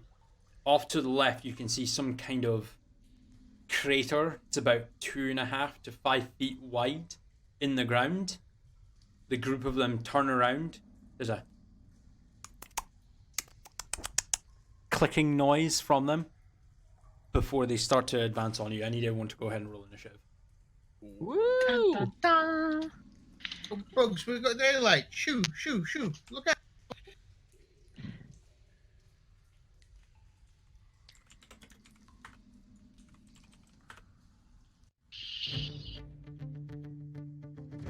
And turn rhythm down. Before I get a copyright strike for playing Divinity stuff again. And I'm also going to tear it down. Let's see. Right, so initiative. Talar rolled a 10. Temple rolled 13. Victorlas, you rolled a 13. Nethitari, you rolled 19. Carolina, you rolled. What did you roll? 12. 12. Yeah, there it is. I see it now. And the beasties. They roll that. Okay, cool.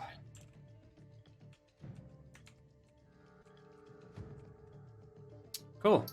Starting the initiative order. Natari, you're first up in initiative. As you see these insectoid creatures just seem to advance towards you. Their maws kind of just growing really wide with really sharp teeth. They're a really thin red tongue kind of lashing out towards you. Oh, guys, these bugs aren't kind of like. We shall cast.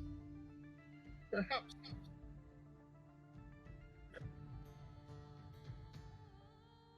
Where are we casting there? Sorry, you cut out there. I will cast Speak with Animals at first level. Speak with animals at first level. Action. Comprehend verbally communicate with beasts for the duration. Yeah, okay. So you take the time to cast Speak with Animal. Casting it as an action. Yeah. Okay. What do you do? What do you say? We mean you no harm. We just want safe passage. As you say that, the close insectoid just kind of like clicks its head to the side.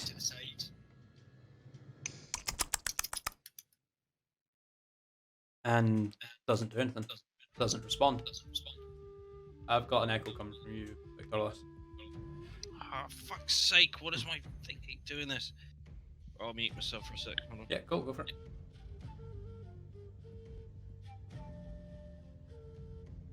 You doing anything else on your turn this time? If the insects aren't advancing, I would just like to slowly try to walk. Well, it's not their turn in initiative, so you don't know what they're doing yet. Oh. I will give you that. Then I shall move and attempt to walk 30 feet past them. Okay, right, so how are you moving? Where?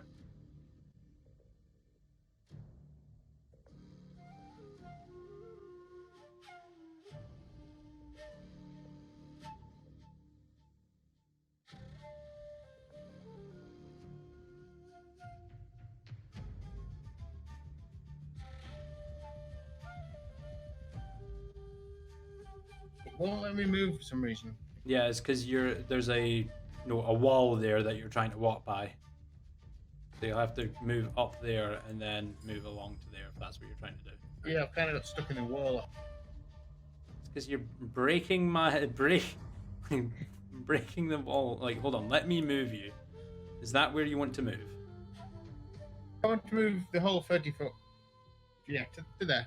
That was the full 30 feet, right? Yeah, cool.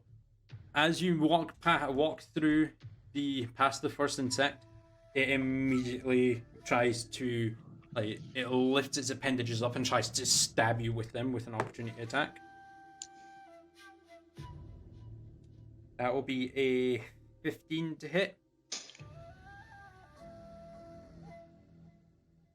DC of 18. 18, okay, no. As it kind of lunges out at you, you kind of like slowly approach with your hands up, kind of trying to show, like, I mean you no harm, just trying to pass through. The moment you get up close to it, it kind of eyes you wearily, and the moment you step away, it just lunges out at you with the razor sharp appendages it has at its front, and you narrowly dodge out of the way as it tries to stab you in the shins. Easy. Friends. Hey, we no harm. Okay. You have your bonus action if you'd like to use it.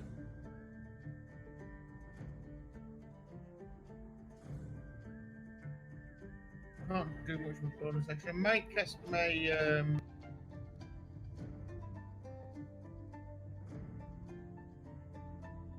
a beast hide shifting, perhaps. Yep. Okay, use your bonus action for shifting. That's 20 temporary HP, I believe it was. 14, 6. Yeah, 20 temporary HP, and your AC is now temporarily 19.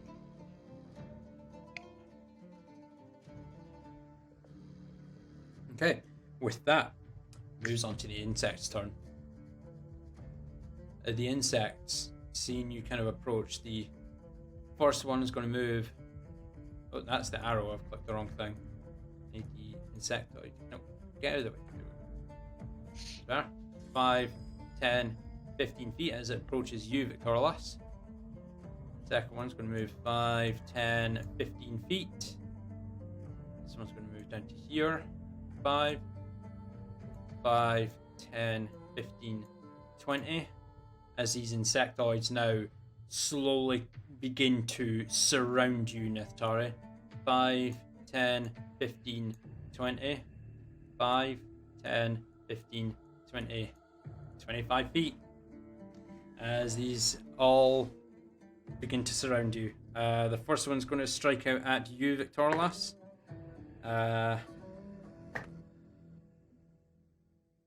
It's going to be a 13. A 14. No, 12. I can't count. 12 to hit. Does not hit.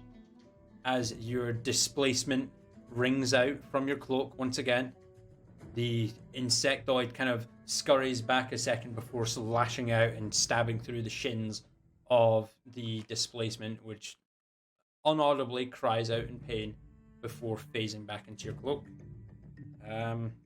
It's going to attack again. It's going to be another miss. Yeah, as it strikes out with the second time.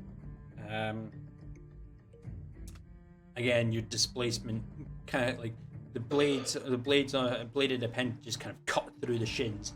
Your displacement just cries out silently in pain before phasing back into Did the I cloak. fucking tell you? Okay, the other 5 are going to attack you, Nithtari. So let's see. And these are at advantage because they've got pack tactics. Yay, pack tactics. That's a 21 to hit. That hit. That would be a 10, so that'll miss. That's the first one done. The second one rolls a 23 to hit on its first attack. That hit. And that's a 24 to hit on its second attack. 5, the third one, that's going to miss on its second attack. That's a 21 to hit on its second attack on the third one. Fourth one, 4 hits now?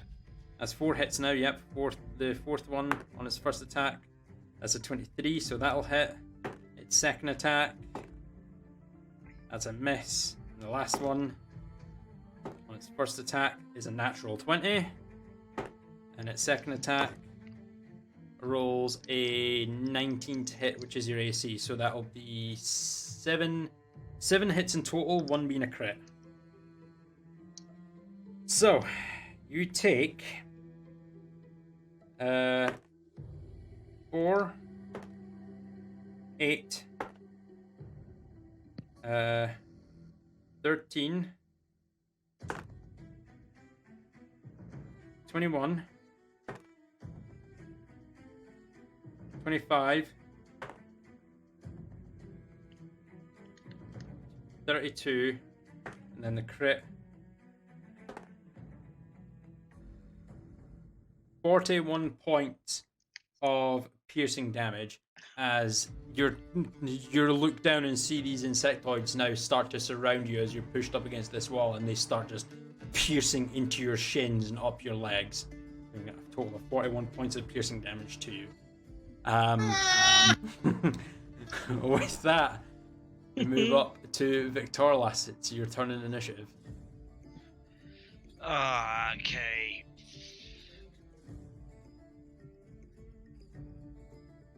Right, well, I've already got my bow and arrow drawn, so I'm going to skip myself around to the other side of this creature. Okay. And I'm going to use my bonus action to Hunter's Mark this one right next to Neftari. The bottom one, yeah? Yeah, bottom left. Marked. Hunter's Mark. And then I'm going to fire a couple of arrows at the motherfucker. Okay, go ahead and roll your attack. 15 will not hit. As you draw your arrow and let loose, the creatures are too busy, are moving too much, lunging and stabbing at Neftari. You're not able to get an accurate beat on the first attack. 19 will just hit for 10 points of piercing damage. And go ahead and roll your d6 of Hunter's Mark. 10 and 6 for max damage. 16. That Coming much to get you, health. Neftari. As We're the coming to get you.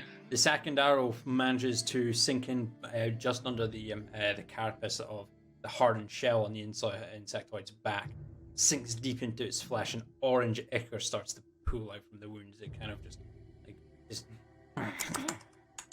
glances around at you as it's still just slicing out at Neftari with its bladed appendages. Anything else you'd like to do with the rest of your movement? No, I'm going to stay there. Okay, with that, we move on to the temple. It's your turn in initiative. Well, let's see if I can get close enough to these things. To see if I can squish them. Like bugs. I assume they're bugs. What am I looking at here? The creature. Yes. It is a it's got 6 limbs. Hold on. No, I can't. Yeah, no, I can count. 6 limbs. A soft pink underbelly with like a purple carapace of a shell that runs from the top of its forehead all the way down its back to the tip of its tail. The foremost appendages are like kind of sharpened down to a needle point, which you, glancing over, you see them being used as blades to pierce into Neftari in the distance. You do not recognize this creature. Okay. Well,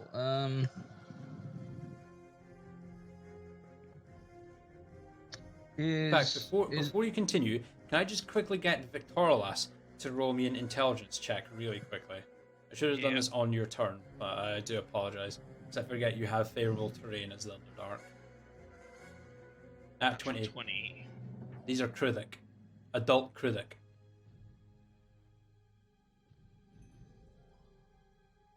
So you know that with your mother's training as you've learned to adapt to the Underdark, these creatures can tunnel, they can climb, they have dark vision, and they have tremor sense.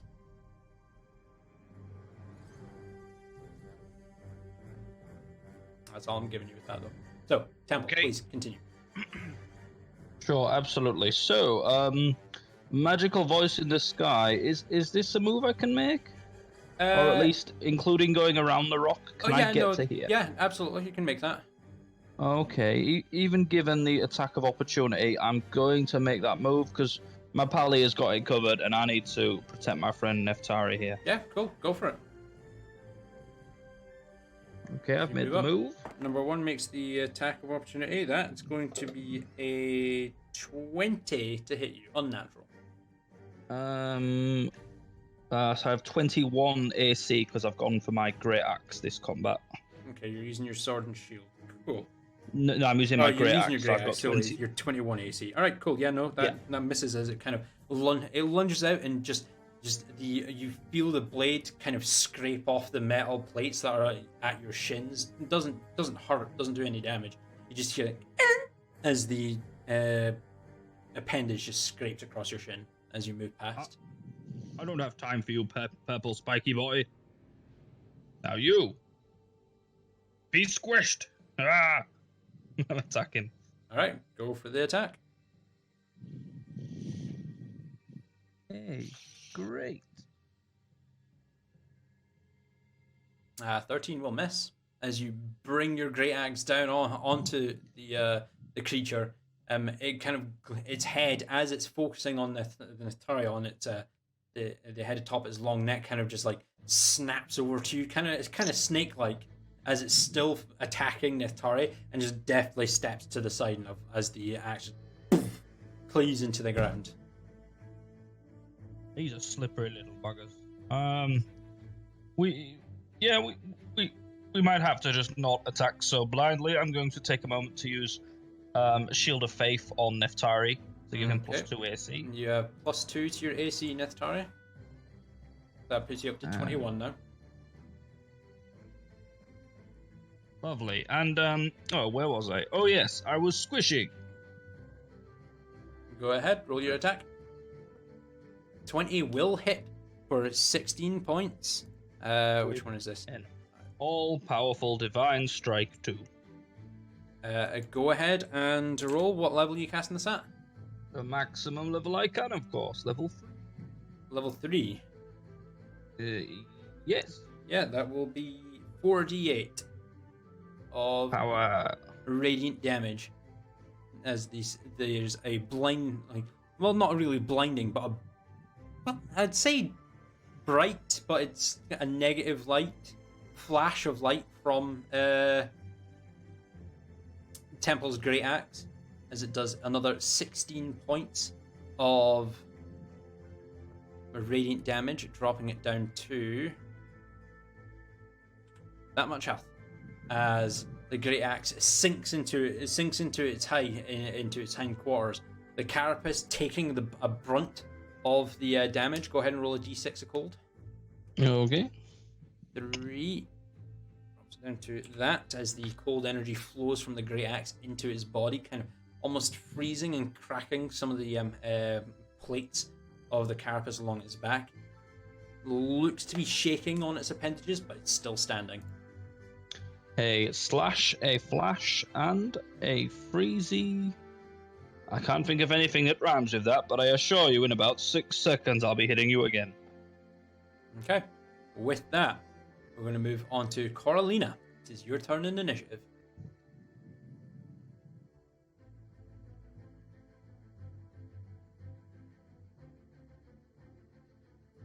I'm going to sidestep over here, and using our homebrew ruling, I'm going to conjure minor elementals.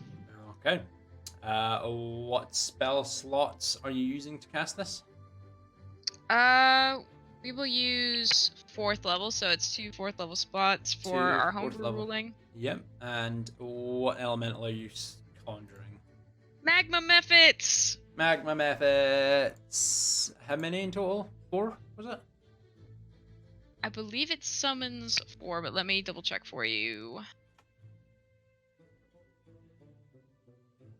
Yeah, it's 4 of them. Cool.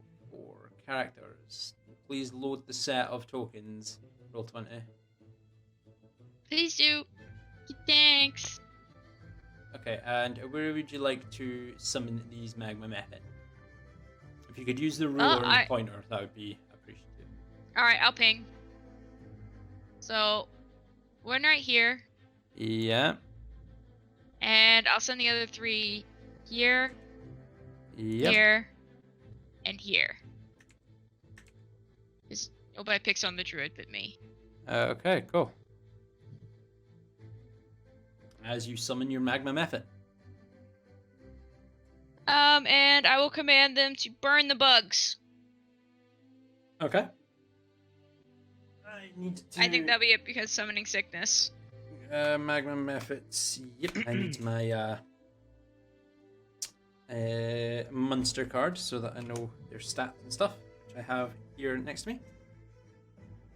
They have summon sickness this turn, so Yep. they cannot act. Anything else you would like to do? That would have been your action for... yeah, I'd say your action for Contra Minor Elementals. Yep, let's see. I think that's all I'll do at the moment. Okay. With that, we move down to Talar. It's your turn in initiative.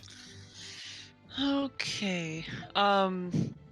Quick question. From here, is this still considered like out of line of sight if I were to try and cast something on Neftari? Could you drop the ruler a second? Yes, because the so what you've got, like, from here, where Neftari is, this little outcropping here blocks your line of sight to him because he's basically just stuck in this little alcove here. So you would not get line of sight on Neftari, I'm afraid. Okay, so I would need to make it past Mr. Bugface over here. Yes, you would need to move up to, like, at least in line with Neftari to get line of sight. Yeah. Even from here, it would still be blocking him out, so you would need to be at least in line with Neftari on the grid to get into line of sight with him, I'm afraid.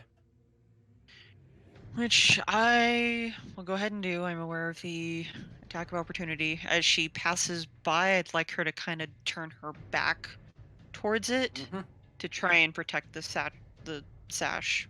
Cool, that's an on her. 11 to hit your AC. 17. It does not hit, as you manage to deftly, like, just brush past it.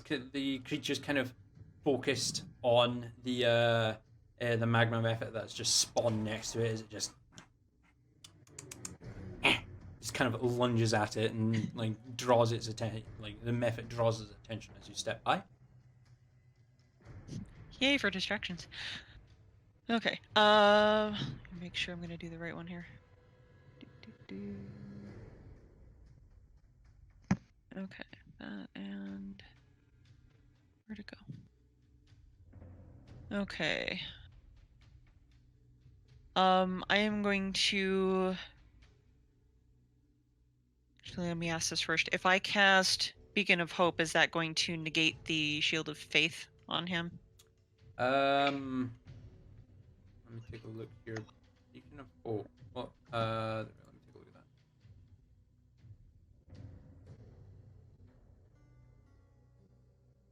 Is it, I don't see why no, it would it? It will not. No. Okay. The only thing that would cancel out, like, negate a Shield of Faith would be another Shield of Faith. Spells don't stack on one another. Okay. I just wanted to make sure before I actually cast it, it did nothing or canceled out the other one or something. No problem. So I want to go ahead and cast Beacon of Hope on Neftari.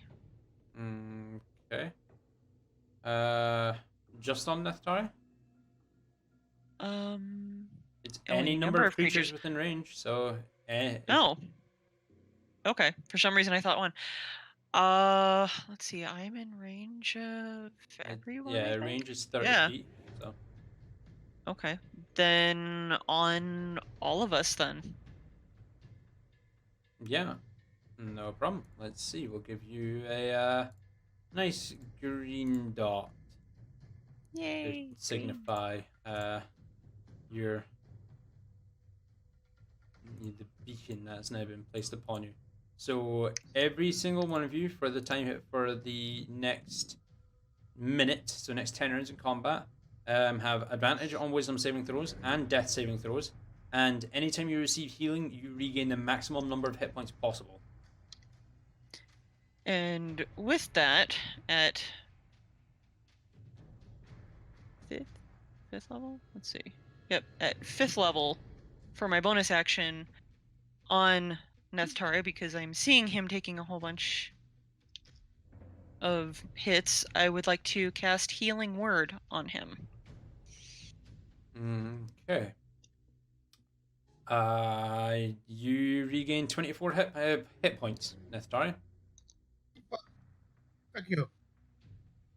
It's You are 5d4 plus 4, so 5 times 4 is 20, plus 4 is 24. Yeah, cool. I can do math. I'm alright. I can count. Kind of. Anything else you'd like to do on your turn at all, Talar? That will be it for the moment, thank you. No problem. That will move on to Neftari. It is your turn in initiative.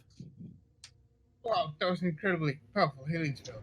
Thank you, Temple, for the AC boost. What happens now if I turn into a creature? Do I lose the AC boost? Or what? You will, because if you wild shape into something, you take on all of the stats of that creature, including its AC. So the only thing that you will not lose will be the Shield of Faith. You'll still have the +2 from that, but your shifting bonus of the +1, that'll be gone. And if your AC drops lower than 18, your base AC, that's what your AC will go to, with the +2 on top of that. What's the challenge rating of these creatures? Would I be able to change into one of them? Max CR is 1. No.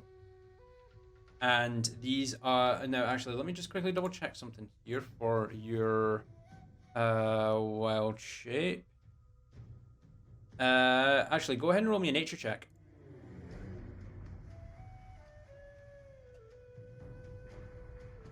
17. These things aren't beasts. Not beasts. They're not beasts, and you can only wild shape into a beast. Okay. I was going to change into one of them and burrow out of there.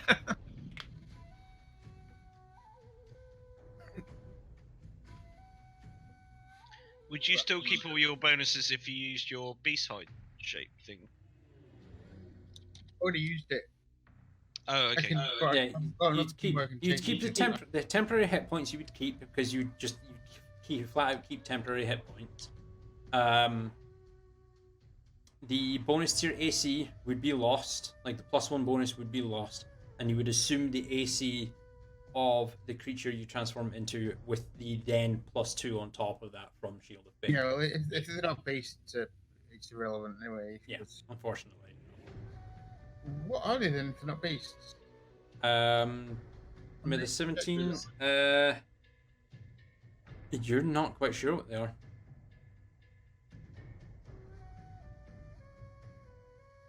Not friendly anyway, and I specifically tried to be friendly, but they're just going to.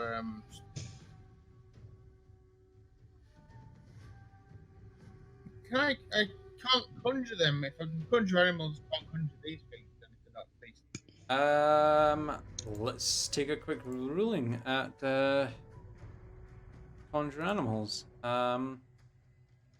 Yep, summon the form of beasts and appear in unoccupied spaces. You cannot summon these things. Oh Christ!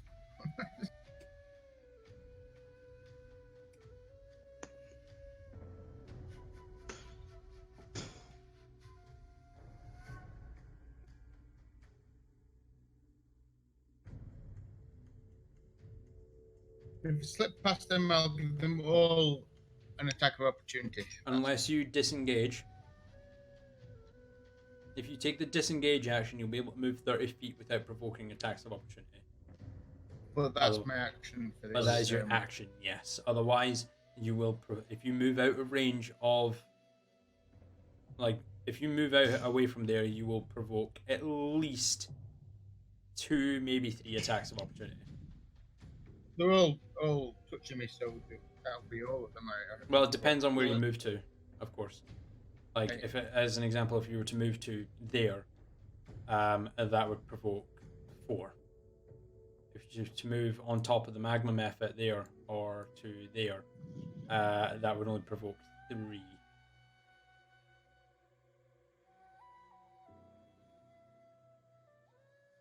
But it depends where you move to. If you move anywhere further than that, yes, you would provoke 5 attacks of opportunity. If you do not disengage. I can't use my freedom of movement to climb the walls. You do not have a climbing speed, do you?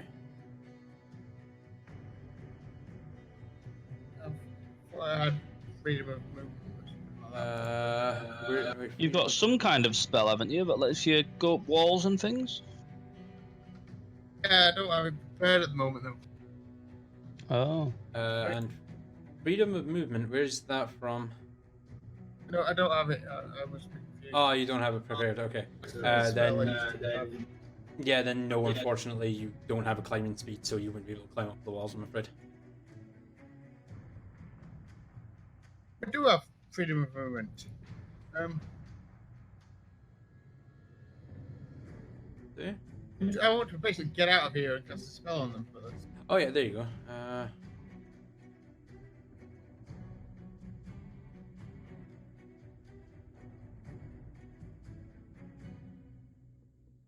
No, freedom of movement wouldn't give you like the freedom to climb up an object or anything like that. All it does is you're unaffected by difficult terrain. It means you'd be able to pass through their the squares that they're in at full speed, so you wouldn't have any issues with that. But it wouldn't change the fact that they would still get attacks of opportunity against you, unfortunately.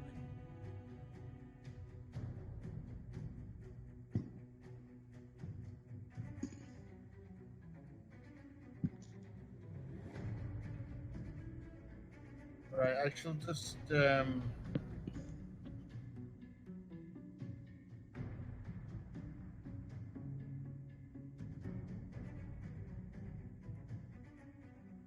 a 5th level some animals. Dire wolves.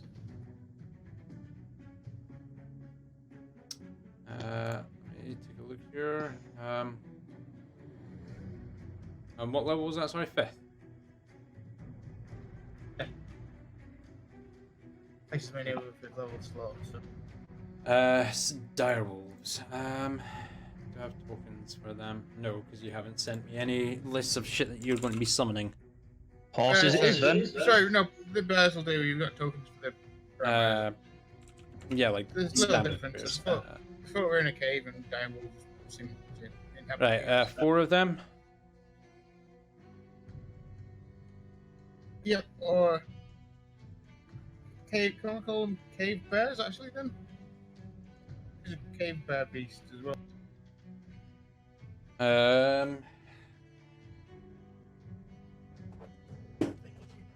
Not sending me any like monsters that you're wanting to summon, like you plan on summoning and stuff, because I don't have the stats prepped. Let me take a look here. Cave bear. That would be a negative Ghost Rider. There's no such thing. Okay. Bears then. Brown bears, yeah. 4 of them. Sorry. Yeah, that's no problem. Where are you wanting your burrs to be as you drop them in? Right behind all the spiders. Ping the locations for me.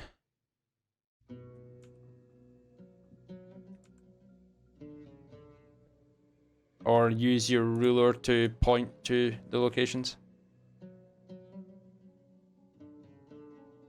Right, 1. There.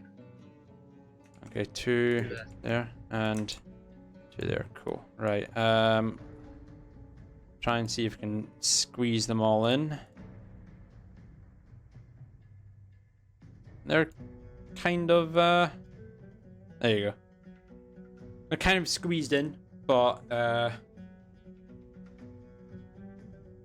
yeah, you managed to summon them all in. Again, summon sickness, they can't act on this turn. Okay, and as I can't move, I just try to stop these things from stabbing me. Try to hide behind my shield against the wall as much as possible. Okay, that would have been an action for that, right? Yeah, conjure element. Conjure animals is an action.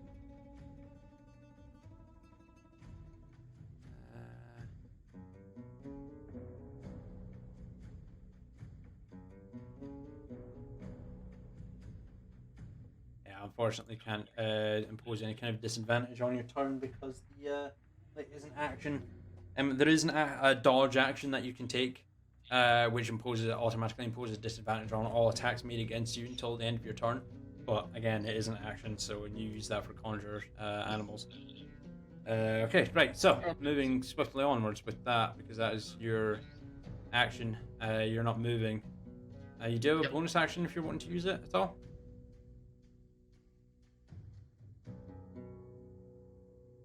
No. No. Cool. Moves on to the beastie's turn. Beastie numero one. That is a 6 plus 5. That's an 11. Just hits the magma method just to its left for 6 points of damage on the first attack. And the second attack misses. As this one is down to that much health. As the first one strikes out at it. And the other 5 are going to start stabbing at your shins, Nithari, as you're completely outnumbered by them all. Let's see. So there's going to be 10 attacks made against you, all of them with advantage. 17. That's a 22 to hit. All with advantage. Yep, they have pack For the tactics. pack tactics. Yep, they have pack tactics, so all of them gain advantage on their attacks against you. So first attack is a 22 to hit. That hits. Yep. Oh, I've got 2 bonus. 21. Flag gave me 2 bonus, was it? Or Temple gave you a +2. Your AC went up to 19 with a +2. That's 21, so that'll still hit. So that's the first attack. That's done. So 18. So, well, 18. That's 23 to hit. The second creature. That misses. That's a 19. That misses. The third creature. First attack misses. Second attack is a 24 to hit, so that one will hit. That will move to the third, fourth creature. 23, the first one hits. That's a 21, that just hits. And the last creature, that's a natural 20, so that's a crit. And the second attack misses. So that is 6 hits, 1 being a crit. So let's see here. 6, 11, 16, 22, 26, 30,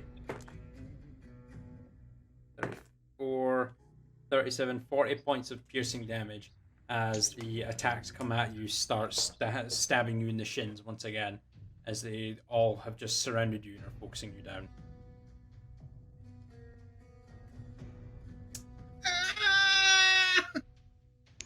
Let's take a quick look here. Okay. With that, we move on to Victorlas. It's your turn in initiative. Okay. Now, do I get a flanking with this flamey goblin dude? I know they don't get flanking, but do I get flanking? No, because it's a minion and not like a full-fledged ally.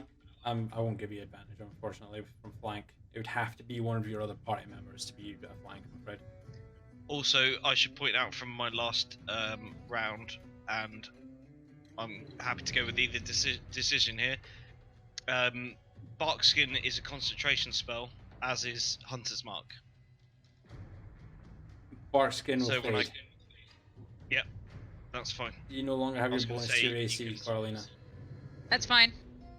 She didn't approach, so I'm fairly happy with that. Because I'm a smart wizard. Yeah. Glass cannon stays at the back. Good for thanks for calling that out. I keep forgetting that.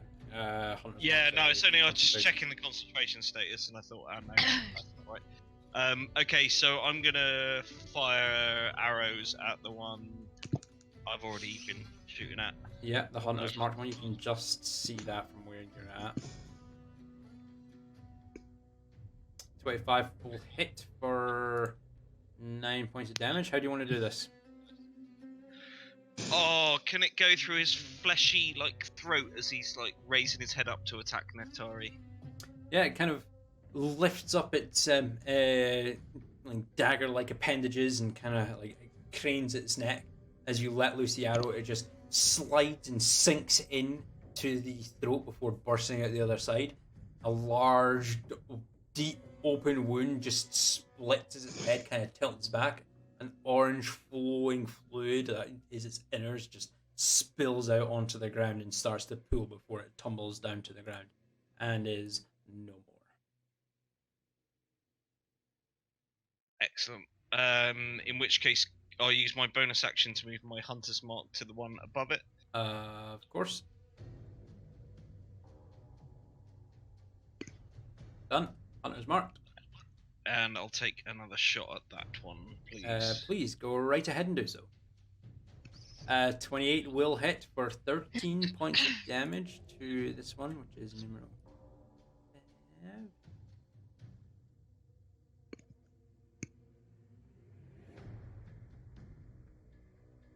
To that much health. Plus 6, and go ahead and roll your Colossus Slayer. Oof. Another 3. No problem. As the arrow manages to sink its way deep into the between the cracks of the carapace, the orange ichor just kind of spurts out for a few moments like a geyser. But it kind of shudders and drops down onto all of its appendages, and its head just droops and almost hits the floor. It's on death's door.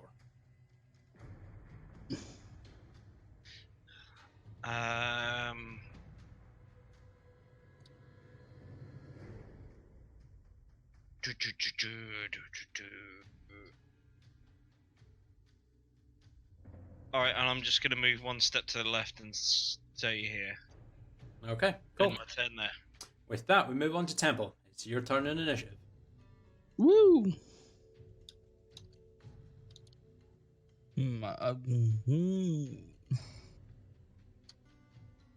Look, I feel like the only way really to do this is to just cut through them until I get to my friend.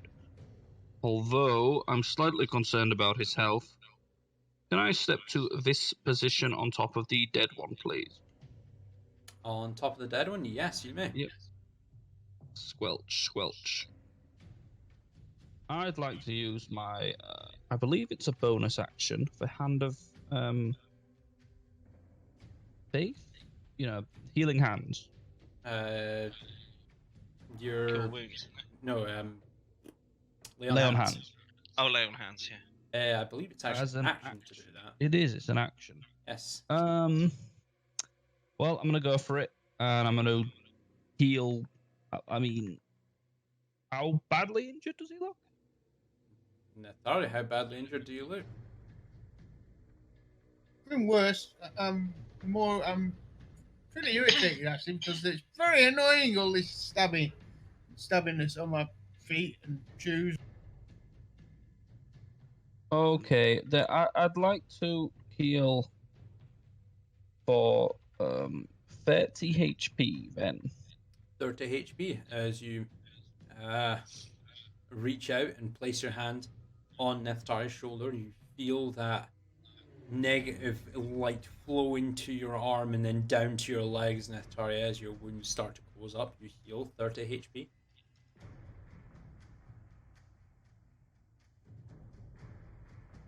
And you deduct 30 HP from your lay on hands pool. I have done exactly that. Cool. You have your bonus action and the rest of your movement if you would like to use it. Ooh. And let's see. I actually I'm not going to do anything else, but I'm going to try and make a mental note to remember that I have a reaction, and I have something that will allow me to sort of, I believe, impose disadvantage. Hold on. Oh no, that's if I'm holding a shield. So while wielding a shield and a creature you can see attacks a target other than you within 5 feet, you can use reaction to impose disadvantage on the attack roll. Yeah. If hypothetically I had my shield out, would that allow me to impose disadvantage on their pack attack, seeing as they're all attacking as a group? Nope. They're all individual attacks. I just roll their attacks all at the same time for the interest of time. But they're all individual attacks. So they also have a multi-attack. So you'd impose disadvantage on one of the next 8 attacks, and that is it. Alrighty, I understand. In which case, I'm going to stand here and prepare for the squishy. Okay. With that, we move on to Carolina. It'd be your turn in initiative. So, you commanded your method to burn the bugs. Burn the bugs. Let's see.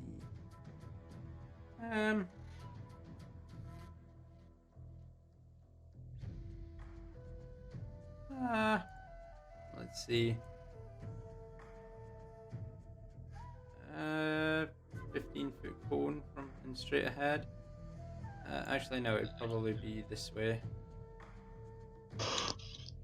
Yeah, I could get all 4, but it would get you as well, and Neftari.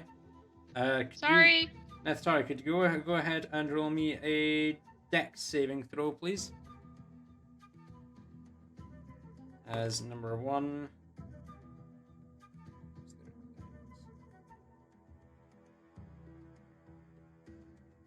Fail. Fail. Pass. Pass. Neftari, you there? Yep. Dex saving throw, please.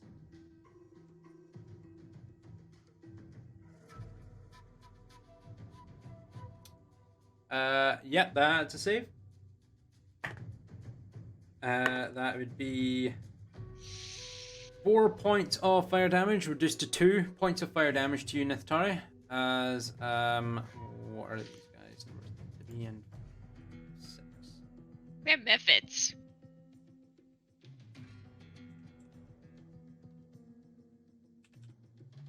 And then take 4, dropping down to that, and the closest method, first and foremost, like not able to dodge out of the way of the cone of flame that starts that burns its way through deep into the carapace. It kind of like goes to kind of cry out in pain as a gout of flame erupts from its mouth as it then drops to the floor. Its blood very, very quickly coagulating from the sheer heat that just flew through its body as it drops to the ground and perishes. The second method here is, you want to go ahead and do the exact same. Neftari, another dex saving throw, please. That's a fail, that's a pass, and that is, oh, what is that? That's a pass. And you fail, Neftari. So fail, pass, pass. For 12 points of fire damage. So full 12 points of fire damage to you. His That's very right. reaction to absorb elements. You may, so that drops down to 6. 4 takes 12. Drops down to that. This one takes The drops down to first that. level, I think, for absorb elements. So I take 6 points of fire damage. Yeah. 6 points of fire damage. Yeah, it just gives you resistance on the elemental damage, incoming elemental damage type. So you have resistance of against fire damage until your next turn. Well, until the start of your next turn, and your next attack with a melee weapon will do an extra 1d6 of fire damage if it Okay. hits. Okay. The fourth method here.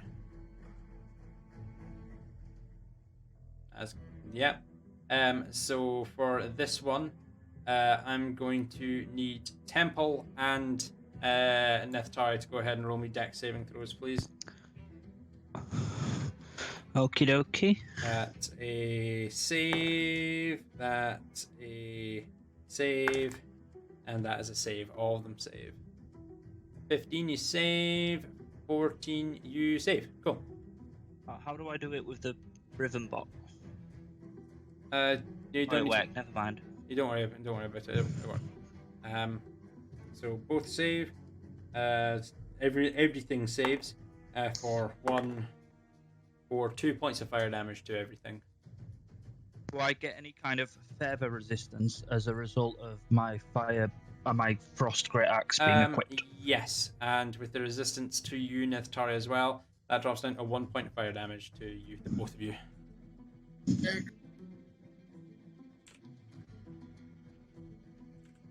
Okay, and then the last method down here is going to do.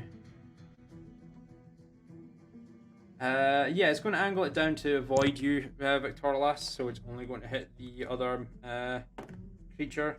That's a fail for 8 points of fury damage. That drops it into 1 fury. Firaga.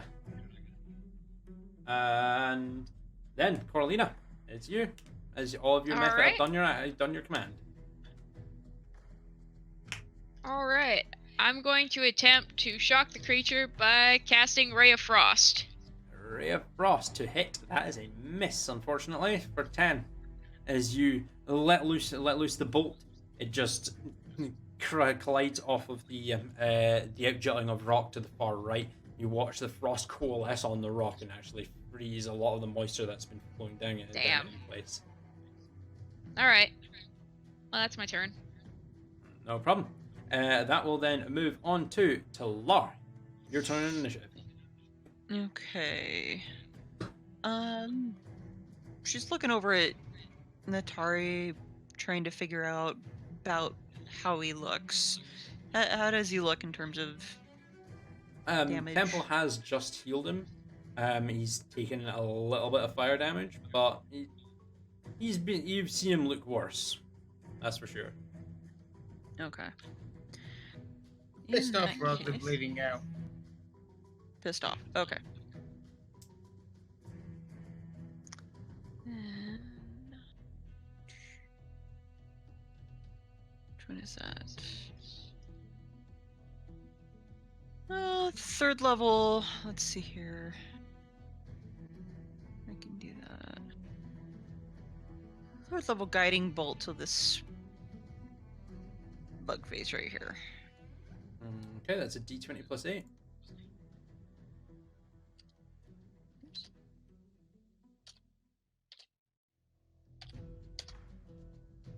13 will not hit as you Yeah, I didn't think so. let loose the bolt as it sails off into the distance and just scatters off the rock at the back.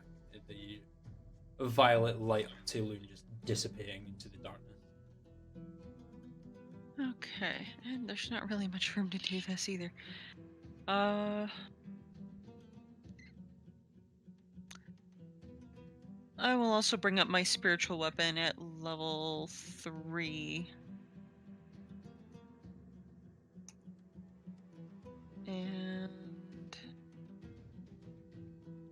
Place her right here on the dead one. Okay, one moment.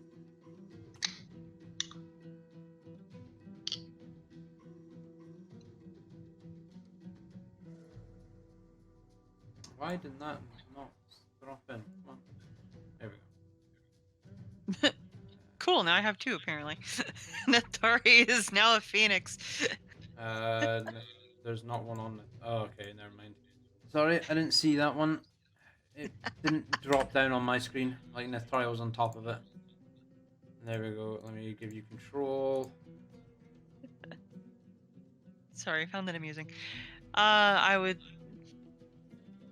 let's see. I would like to have her attempt to attack the one in front of it. That's another D20 plus 8. Helps if I push the right buttons.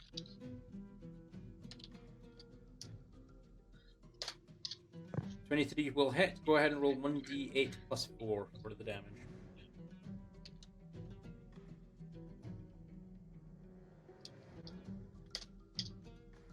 For 10 points of damage to 4.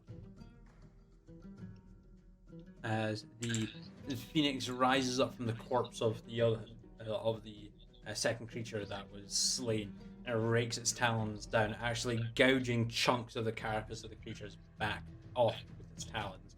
There's a slow trickle of orange ichor that flows down the creature's back after the phoenix strikes. Anything else you'd like to do in your turn? That will be it. No problem. With that, move back up to Nitharian initiative. Adam, we're getting another echo from you. What? Why does it do this? I don't know, it just does. It's Okay. because we're in a cave. It's bouncing off the rocks. Immersion. Could I do with my bonus action first of all? Just try toss the shiny stone away behind the bears.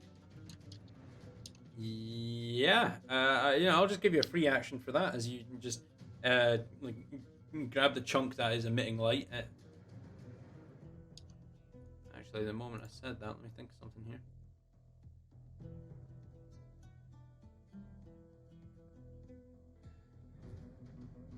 Yeah, actually, no, it's no longer emitting light. I don't think. Was no, you cast daylight on it. Never mind. Yeah, you're fine. It's not a concentration spell. I thought it was. Yeah, no. Free action. You just toss the shiny rock off into the distance. It scatters onto the ground just over here.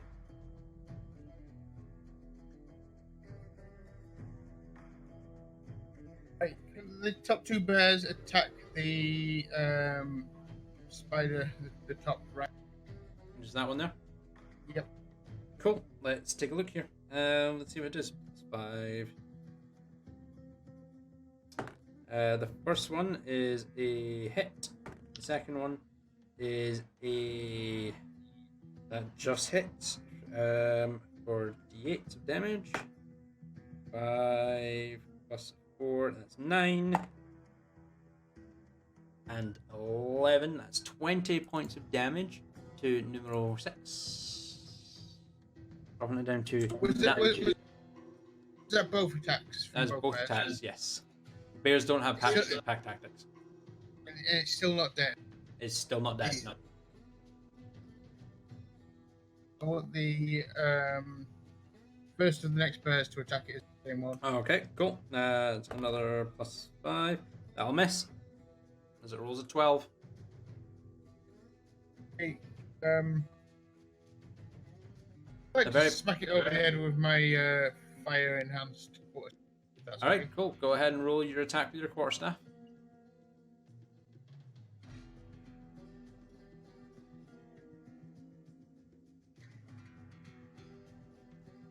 Be I'll do- one-handed for this, wouldn't it? Because you've got your shield. Pretty sure. Yeah, you've got your shield, so it's one-handed. So 13 will not hit, unfortunately. Okay. As Oh, my bottom- you bring your quarterstaff down onto it, it manages to sidestep out of the way. It cracks off the ground, and there's a sudden gout of flame as the absorbed element just dissipates onto the ground, not having any effect, unfortunately. My bottom bear actually reached that one. Yes, it is within range. It is 5 feet. It's just the way, the way the bears are placed. I can't actually align them with the grid properly, so it's just a bit weird, unfortunately. Bottom one. So bottom one to attack that top one there, yeah? Yeah, the same. Same one again. Cool. That will be 13 in total. That misses. The bears just try and like lunge down and grab onto the creature. Not able to hit it, unfortunately. Use next. Can I can't occupy the same space as one of those little. You cannot, no. You'd have to move out of its space. You can move into its space. It'd be difficult terrain. So it would take like 10 feet of movement to move into its space. And then you can move freely out of it if you choose to. I'm going to try to move upwards just past the lava method. Up to there? Yeah. Well, give them attacks of opportunity, but they're going to. Yes, it will. Okay.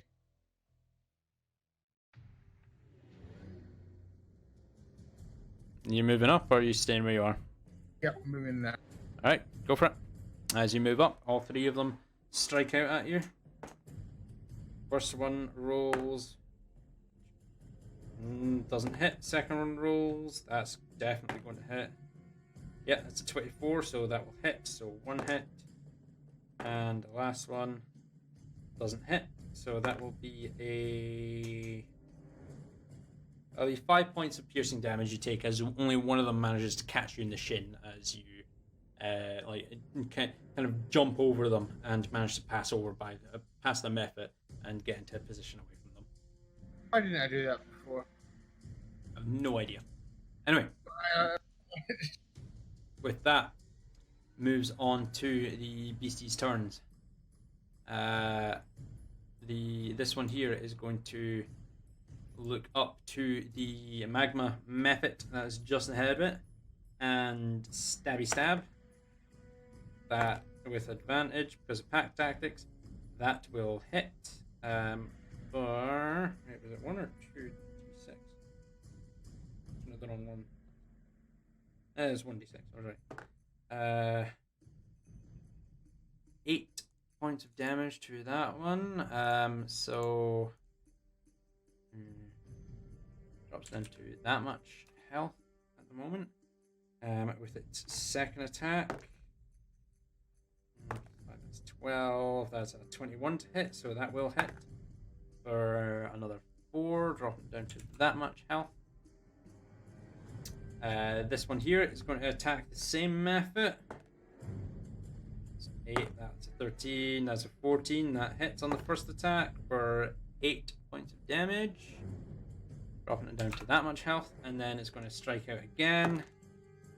That's an 18 naturally, so that will, and then that was a natural 1 on by advantage, so that will hit for 5 points of damage as the method here. I need Neftari and these two creatures here to make dex saving throws. Oh, sweet, this finally happens. Fail, and a natural 20. And an 11. You just succeed, and no more. Take it, so you take 5, 9, rounded down, 4 points of fire damage as this method here explodes into a burst of lava.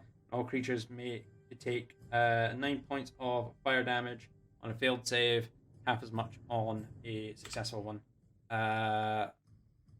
Fail and save. Number 4 takes 9, drops it down to that. Number 6, I think it is. Yeah. Drops down to that much health. Oof. Christ.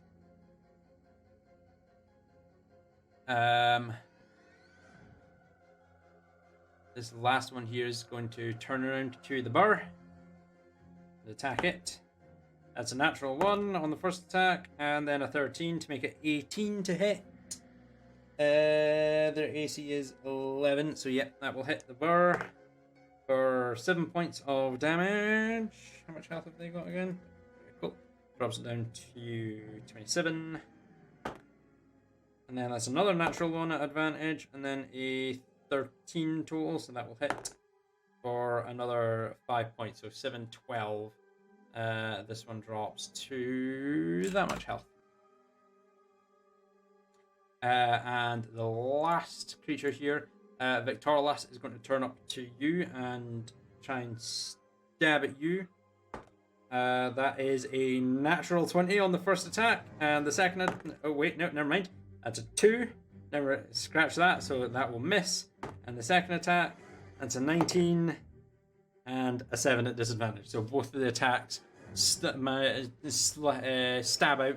The displacement phases out from your cloak, and the sharp appendages of the creature just digging through its shins several times as it displaces out and back into your cloak.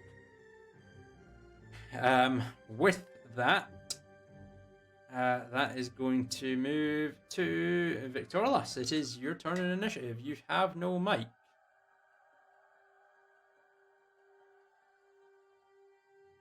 Can you still hear us? Cool. Man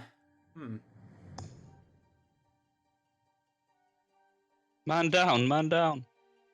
I'm assuming you want to try bonus action to move your hunter's mark and then to the north of the northernmost one. Yep, figured that was coming. Yep, do that. And arrow. Yep, go for it. I knew that was coming. I know you guys too well. Go ahead and roll your 2 attacks. 16 will hit. Numero 4. Take a while to type it out. How do you want to do this? You know, if I was Adam right now, I wouldn't have done the predictable thing. I'd have thrown that bear. In the eye.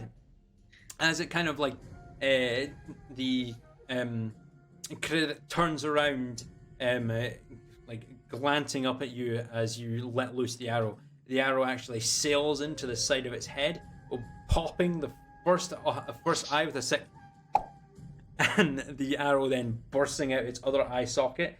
The eye actually staying intact on the arrowhead as it then bursts through. The arrow shaft sticking in its skull, its eye with the with the eye stalk just kind of slowly hanging down freely before it just slumps over and ceases to move. You have your second attack. Arrow, the one on the right. That one there. Cool. Go ahead and make your attack. Yeah, the left. The other one. A 30 will definitely hit for 8 points of piercing damage. Which one is this again? 6. Yeah, go. How do you want to do this?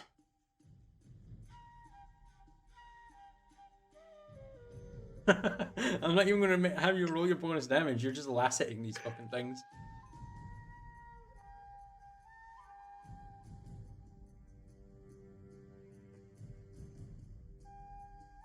In the belly this time, as it kind of you let loose the arrows. You're training on the creature's soft underbelly, and as it turns around, you're tracing the arrow, thinking it's actually going to miss, but the flat edge of the blade actually cuts through its soft underbelly, leaving a large gouging gash. As it then kind of lunges forwards and trying to make an attack towards Neftari, its innards just spill out of this wound, dropping to the floor as it kind of just slumps forward into its own guts and perishes. Unless you want to move, I'm assuming that's going to be your turn. Yep, cool. With that, we move on to Temple. It is your turn in initiative. There are 2 of these beasties left. You got this one, and you got this one. Okay. Well, let's just take this boy down. No messing around. Get him in one swing, and I might even have time to hit the other. Who knows? Fingers crossed. Okay, go ahead and roll your attack on the first one. 17 will miss. Dang it. As you bring your great axe up over your shoulder, and then as you're driving it down, the creature just glances up to you, sees the attack coming in, and manages to quickly dodge out of the way to avoid the attack. Well, no second problem, time's a charm. Roll for the attack. We're going 27. That will hit for 8 points of damages to numero 3. 8 points. Go ahead and roll your d6 of cold damage. It drops down to that much health. Okay. Let's add that first then. What I need to start doing is putting these numbers into the fucking tokens. It makes it a lot easier. 20 points of health. Cool. And a divine strike also, please. Yes, so what I can level? try and do it a kill. Level 3. Level 3, that is 4d8. I will say it would be possible. How do you want to do this? Oh man. That was just enough to wipe this thing out with your last attack. That's decapitate this thing. Honestly, it's head move after it's been decapitated. Science. You bring your great axe back up and wait as it kind of shifts back to its position before. It kind of glances over its elongated neck manages to glance over at the bear behind it, and as it turns around to look at you, you bring your axe down just to the base where its neck connects to its body and cleave clean through. The head tumbles down and just rides around for a few minutes. It tries to the musculature in its neck still working as it tries to lift its head off the ground, as it kind of glances around at you looking terrified before its eyes eventually roll up into the back of its skull as its body ceases to stop moving before its head does. I got one. I can get around that corner, can't I? You would be able to get there. You would be 20 feet of movement. Oh, squishing.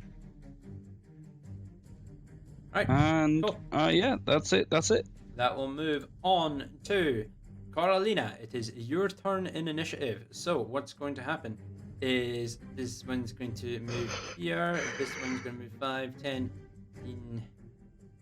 That's going to go 5, 10, 15, 20, 25 to there. And these things are all going to do slashy with stabby claws on the other creature. That is a 10 for number 1. That will miss.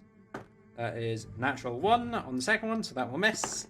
The third one rolls a natural 20, so that will hit. Yay! So this does 1d4 plus 1. That's 5. Wow, okay. That's 2 max damage attack hit. Well, damage rolls. So that is 5, 10 points of slashing damage plus 3, 4. So 14 points damage total. Dropping that down to that much health as the last Mephit manages to stab its claws into the belly of this creature. Flames kind of gout out into the wound as it retracts its claws and immediately cauterize it in this really sick, deep orange color of its innards. As the Mephit kind of retracts and gets ready for its next attack. Then moves on to you. Okay. I'm going to attempt to do a different spell than what I usually do. This one's over on D&D Beyond. Lightning Lure. Lightning Lure. What level is that? Is a cantrip, actually. Is it cantrip? Evocation cantrip. Oh, there it is. Yeah, let me see.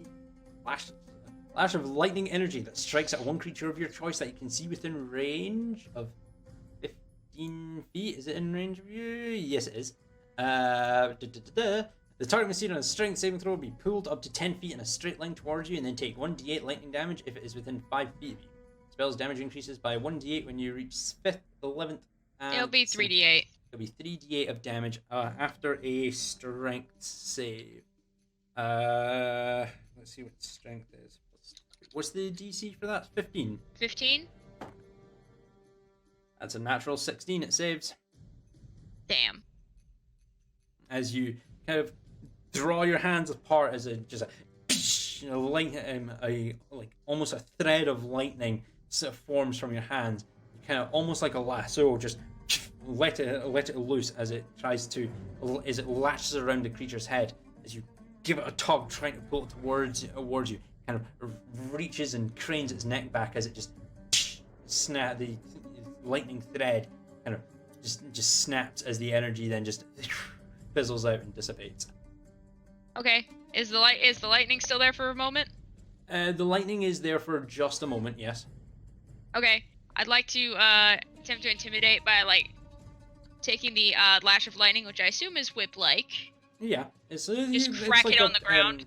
Kind of like a lasso, kind of thing. So you could use it as I attempt to crack it on the ground in intimidation. Okay, go ahead and roll an intimidation check.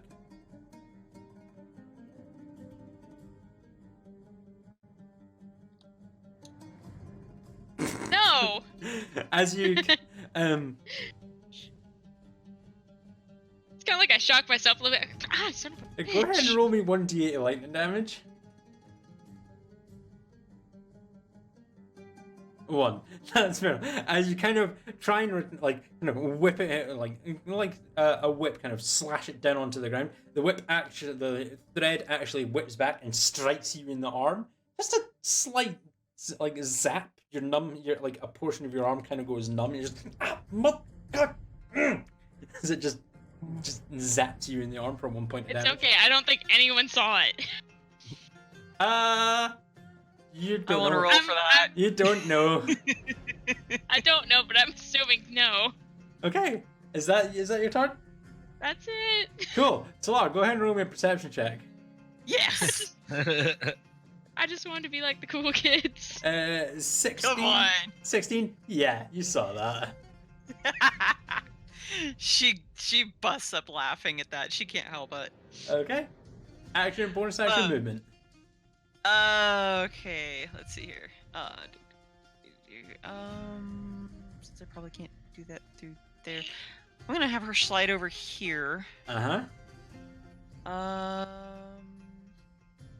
I think I can do that. If I use guiding bolt, can I basically aim it right between Yeah. the little fire dude? Okay.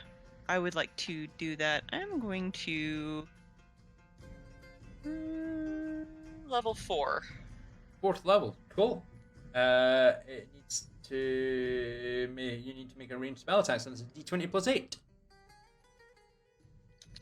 I'm gonna roll a natural 20 and, incinerate this thing, watch. DM You curse. cursed me. Commentator's curse. That's because you laughed at You me. cursed it. I know, that's because you... Yeah, no, Cora, right, you laughed at her. That's what that caused. That's the cause of that. Cool. Fair enough. Go ahead and roll me 7d6 of damage, please.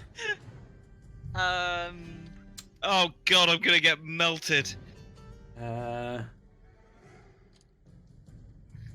1, 2, 3, 4, 5.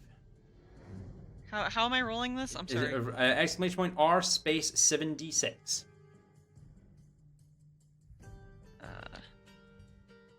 And we will roll a... So, Ouch. something is taking 25 points of radiant damage. I'm sorry. That is I rolled a 10. Temple, you take 25 points of radiant damage. And the next creature to make a melee attack against you has advantage. I'm Okay. sorry. I'm going to give you a nice pink light to signify that. Nice pink dot. As you're watching this creature, you let loose, but as you're right next to the wall, your elbow cracks off the rock. Your arm extends out in a completely awkward direction. You glance up as the guiding bolt is released, and you see that it's no longer pointed at the creature, but pointed straight towards Temple. It just turns around and looks at you with that painted smile on his face as the bolt then strikes him in the face, and just lavender light just sparkles around you for a few moments, Temple. So you just like, standing there going, oh shit. I'd like to use my free action. just- Sucks to suck, don't it? My head just look who's bolts. talking! Just my head just Glad bolts to be backwards. The first. rest of my body completely still. My head just jerks backwards. I've probably got whiplash or something. Like, think Arnie from Terminator 3 when Kate Brewster shoots him in the mouth with the Glock. Just the head just bolts straight back. You're staring up to the ceiling, and all you see is flashes of lavender light in your vision. What is it with you referencing the worst films in history, man? I mean, you were quoting like Star Wars Last Jedi the other week. Hey, to be fair, Terminator 3 Rise of the Machines is not bad as the most recent Terminator movies, like Genesis. So, Anything fuck after you. 2 is awful. Yeah, anything after 2 is awful, but the one with Christian Bale in it, I can't remember its name because it was that bad, and the Oh, one God. with I walked out of that one. yeah, and Anyway. Genesis, that one Yeah, was you- bad as well, but not as bad as Terminator 3. Yeah, anything else you'd like to do on your turn, Talar, after that massive failure? That betrayal. Can I move my phoenix to this location we're pointing? Yes, you may, and go ahead and roll your attack. Okay. And I'm gonna flinch as it passes by me. Don't hit me. Uh, A D20 plus 8. Another nat 1, please. Oh god, no. Another nat 1 is the phoenix that attacks Temple instead. God. Oh my god! Yes! Yes! Called it! Got it! Go ahead and roll a You're not D8 allowed to plus see 4. anything anymore as for my attack. Go ahead My and AC roll is it. 21. Oh. No, it's like Talar points it and goes, onward, attack, and it just goes immediately to the right to attack Temple and like claw him in the Go ahead and roll a D8 plus 4 right now. Oh my fucking No.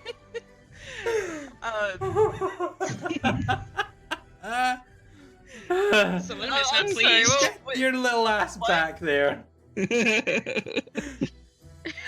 What am I roll? I'm sorry. A D8 plus 4 for the damage. This will be the most damage I've ever taken in one round. For another 5 points of radiant damage. In total, 30 points of radiant damage. As the Phoenix, seeing the the violet light sparkling around shiny. Temple's head, assumes that's the target you intended for it to attack, and rakes its talons across your face, Temple, managing to score off some of the paint across your face. That's 2 nat 1s in a row on an attack. Plus a 1 on the D8 as well. Avery fucking hates you right now. Tor just stares at the Phoenix, throws her hands up and turns around and goes, I quit. Oh, fuck I think this. you should do some devotionals to Saloon. You shut up. As all the Muppets She turns turn around like- and points at her. You shut up. Miss, I'm whipping myself in the face with lightning. This could only be worse if all the Muppets in unison turned around and looked at me. Right. Next up in initiative is Neftari. I assume he uses his bonus action to laugh at all of us. I'll be fine, he's all the way over there. What's the worst that could happen? Okay, Temple. His last words. Alright, go ahead, Right Neftari, back. what are you doing? Okay, Temple. Ride a bear to safety. One of my bears to come over and try to put Temple. I've never been rescued Okay. before. It's only going to be these top 2. There's not enough space for the other 2 to get closer. This one's kind of able to squeeze in that little alcove there. Temple, can you go ahead and roll me an animal handling check, please? Oh dear. An 11. Oh, I saw ones there. It's just like, oh. Just The- gets instantly mauled by the bear. The bear kind of hunches over and sits there waiting for you to climb onto it is going to have to be an action on your turn to get onto the bear, Oh. unfortunately. The other bears are going to advance in this direction. Let me just turn them around. Yeah, that was going to be there. Towards the last standing creature. But it is your action, bonus action, and movement, Nithari. Yeah, I shall also move 30 feet towards. Can't go in the same squares and his method's gonna. No, you can't occupy the same space as another creature. Can I squeeze past them all like that? You can squeeze past them all like that, yeah. Actually, wait, one moment. Let me just double check something here. You were here. You get to there, and then that would be. It's difficult terrain. Yeah, I'm just trying to see how this would work. 20, 30. Yeah, passing through that creature would be a difficult terrain. You won't actually be able to get there, I'm afraid. Oh. Move to there. Can't end there. 25, 30. No, actually, yeah. No, you'll be able to. If you moved like that, you'd be able to get there. That's no problem. I'll use my poison spray cantrip. Yep. Take a quick look here. Poison spray. Into the creature, which makes a con save of 14. It has a +2. That fails. Go ahead and roll a d12 or actually no, a 3d12 of poison damage. E roll. It takes 16 points of ouch. 16 points of poison damage as you like. Sorry, I just had to double check something there. As you extend your hand towards it, a green mist and green noxious mist just flows out your fingertips towards the creature as it takes a deep breath and just retches over and starts coughing up this orange ichor out of its mouth. The green noxious fumes actually spilling out of its nostrils and mouth as well. It's barely standing at the moment. You have your a bonus action, and that's it. Okay, that's me done. That's you. Cool. With that, we move on to the creature's turn. As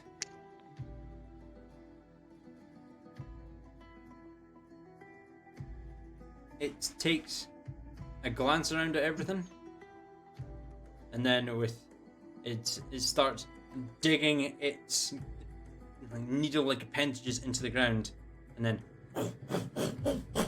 starts to bury as it burrows underground, leaving a 5-foot wide hole, but it burrows deep into the ground and vanishes before you. We are now out of initiative. Shoot fire in the hole. Burn it out. Yeah. Carolina, can you send one of these flamey dudes down there? I tell them in Primordial, go down the hole and shoot fire all in it. Can we somehow mistress. finagle it so that Also, she has to roll for that and maybe a bear goes down there? I would suggest sending a bear down there because when these things get close to dying, they explode. And 5-foot hole, bear definitely will not fit down there. And it's in Primordial. Bears do not speak Primordial. Can I assist in getting a bear down there? No. As the mephit kind of drops down into the hole and vanishes.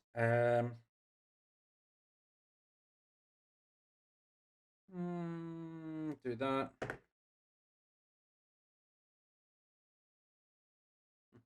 As the mephit just disappears, there's a gout of flame that erupts through the hole, because that's what happens when you create a flame in a confined space with an accelerant. it erupts out like a geyser. You assume the method has done its job. Yeah. You know, I read in books once that explosions in caves are a really, really, really bad idea. It's not an explosion, it's a fire. I guess so. Who was looking a little beat up aside from Temple? Because I already know I. Do you have bashed him a anything few to fix times. my pride? Probably not. I'm going to No. lean over to Temple and cast 3rd level Cure Wounds. Cool. What is 3rd level cure wounds? It's 3d8. 3d8. That you regenerate 24 HP. Why, thank you. And here I thought I was the healing paladin. We all have our uses, Temple. Will do. Sorry about that, guys. I thought I could just talk to them and they'd let us past. But You Thing you is- showed true courage. That was a lot of fun. These are probably not the only ones we're going to find down here. In fact, if memory serves, they'll have a queen somewhere. So I suggest we make haste. I don't know of anything that'll ward them off. They're obviously not scared of daylight or fire, really. But they sure do squish good. They squish good, but, you know, let's get the fuck out of here. Yeah, we've only got about 50 minutes before these bears disappear. Send them ahead, they. Absolutely. Go for it, Neftari. Scout the bears ahead and we'll follow. It's been a minute, so my methods would have disappeared. Mm-hmm. And my other spell would have dropped off by now, I think. Yeah, it's about to, don't worry. Oh, I can't spell. Yeah. And it'd help if I actually, like, resume. How is everybody health wise? I'll cast a cure wounds on myself if anybody else needs. Now get yourself fixed, Neftari. The 4th level cure wounds on myself. 4th level if you'd like to. And yeah, so I'll say you get this just before Talar's spell ends. So 4th level cure wounds that'd be what? Be 4d8 plus 2, 32, 34 HP that you regenerate. How many is that? 34? 34, correct. Wow, It's, it's loads. that all Sweet. fades. That all fades. That fades. That fades. As the bears then begin to shift down, disappearing into the darkness as they begin to go ahead and scout the area out ahead of you.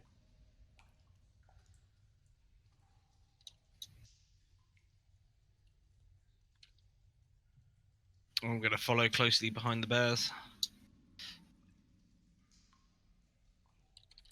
All right, me too, I guess. Everyone okay? I'm The bears gonna have slept. snap a claw off one of these spiders on the way back. Okay. Go ahead and roll me a survival check as you do that.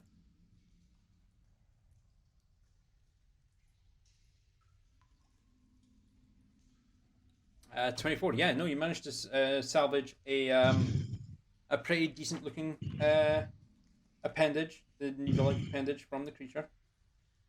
Yeah, I just got your message. Temple, don't worry, we will be. Can I chew on the appendage like it's a big chicken leg? Yeah. Just.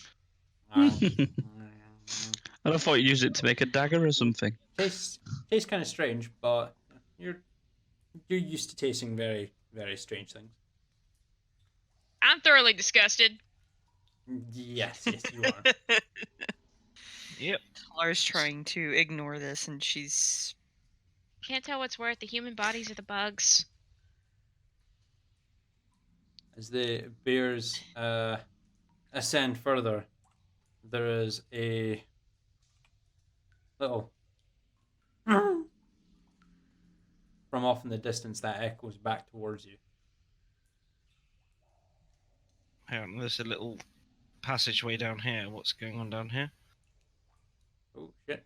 Hold on a second. My roll 20 just crashed. Let me reload this. I see you on the player side though. So yeah, as you head down, doesn't seem to be anything of immediate note. It just seems to be an offshoot arm of the cave that leads to a dead end. Unfortunately, you do see some like spider web, like cobwebbing in the corners and such, and some like what looks to be mounds of dirt. Seems that the critic might have like a potential tunnel system that leads through. Ooh, do you reckon we should dig it up? No, sorry. I reckon we should get the fuck out of here as quick as possible. They might have As- some eggs buried as- down there. We, omelets. They might be worth something. They might well have them, but let's not go through that again. As you kind of like make this discussion, you hear another off in the distance that echoes back towards you. As you Whoa. as you That head sounds down, like a bear dying, guys, or what? as you head down Nithtari, the bears seem to have disappeared.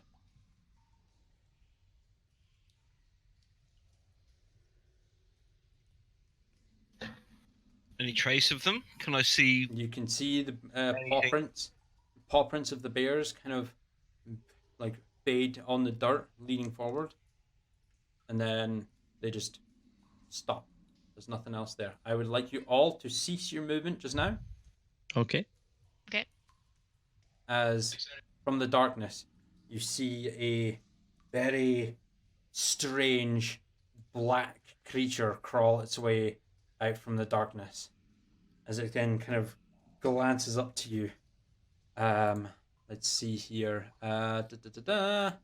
No.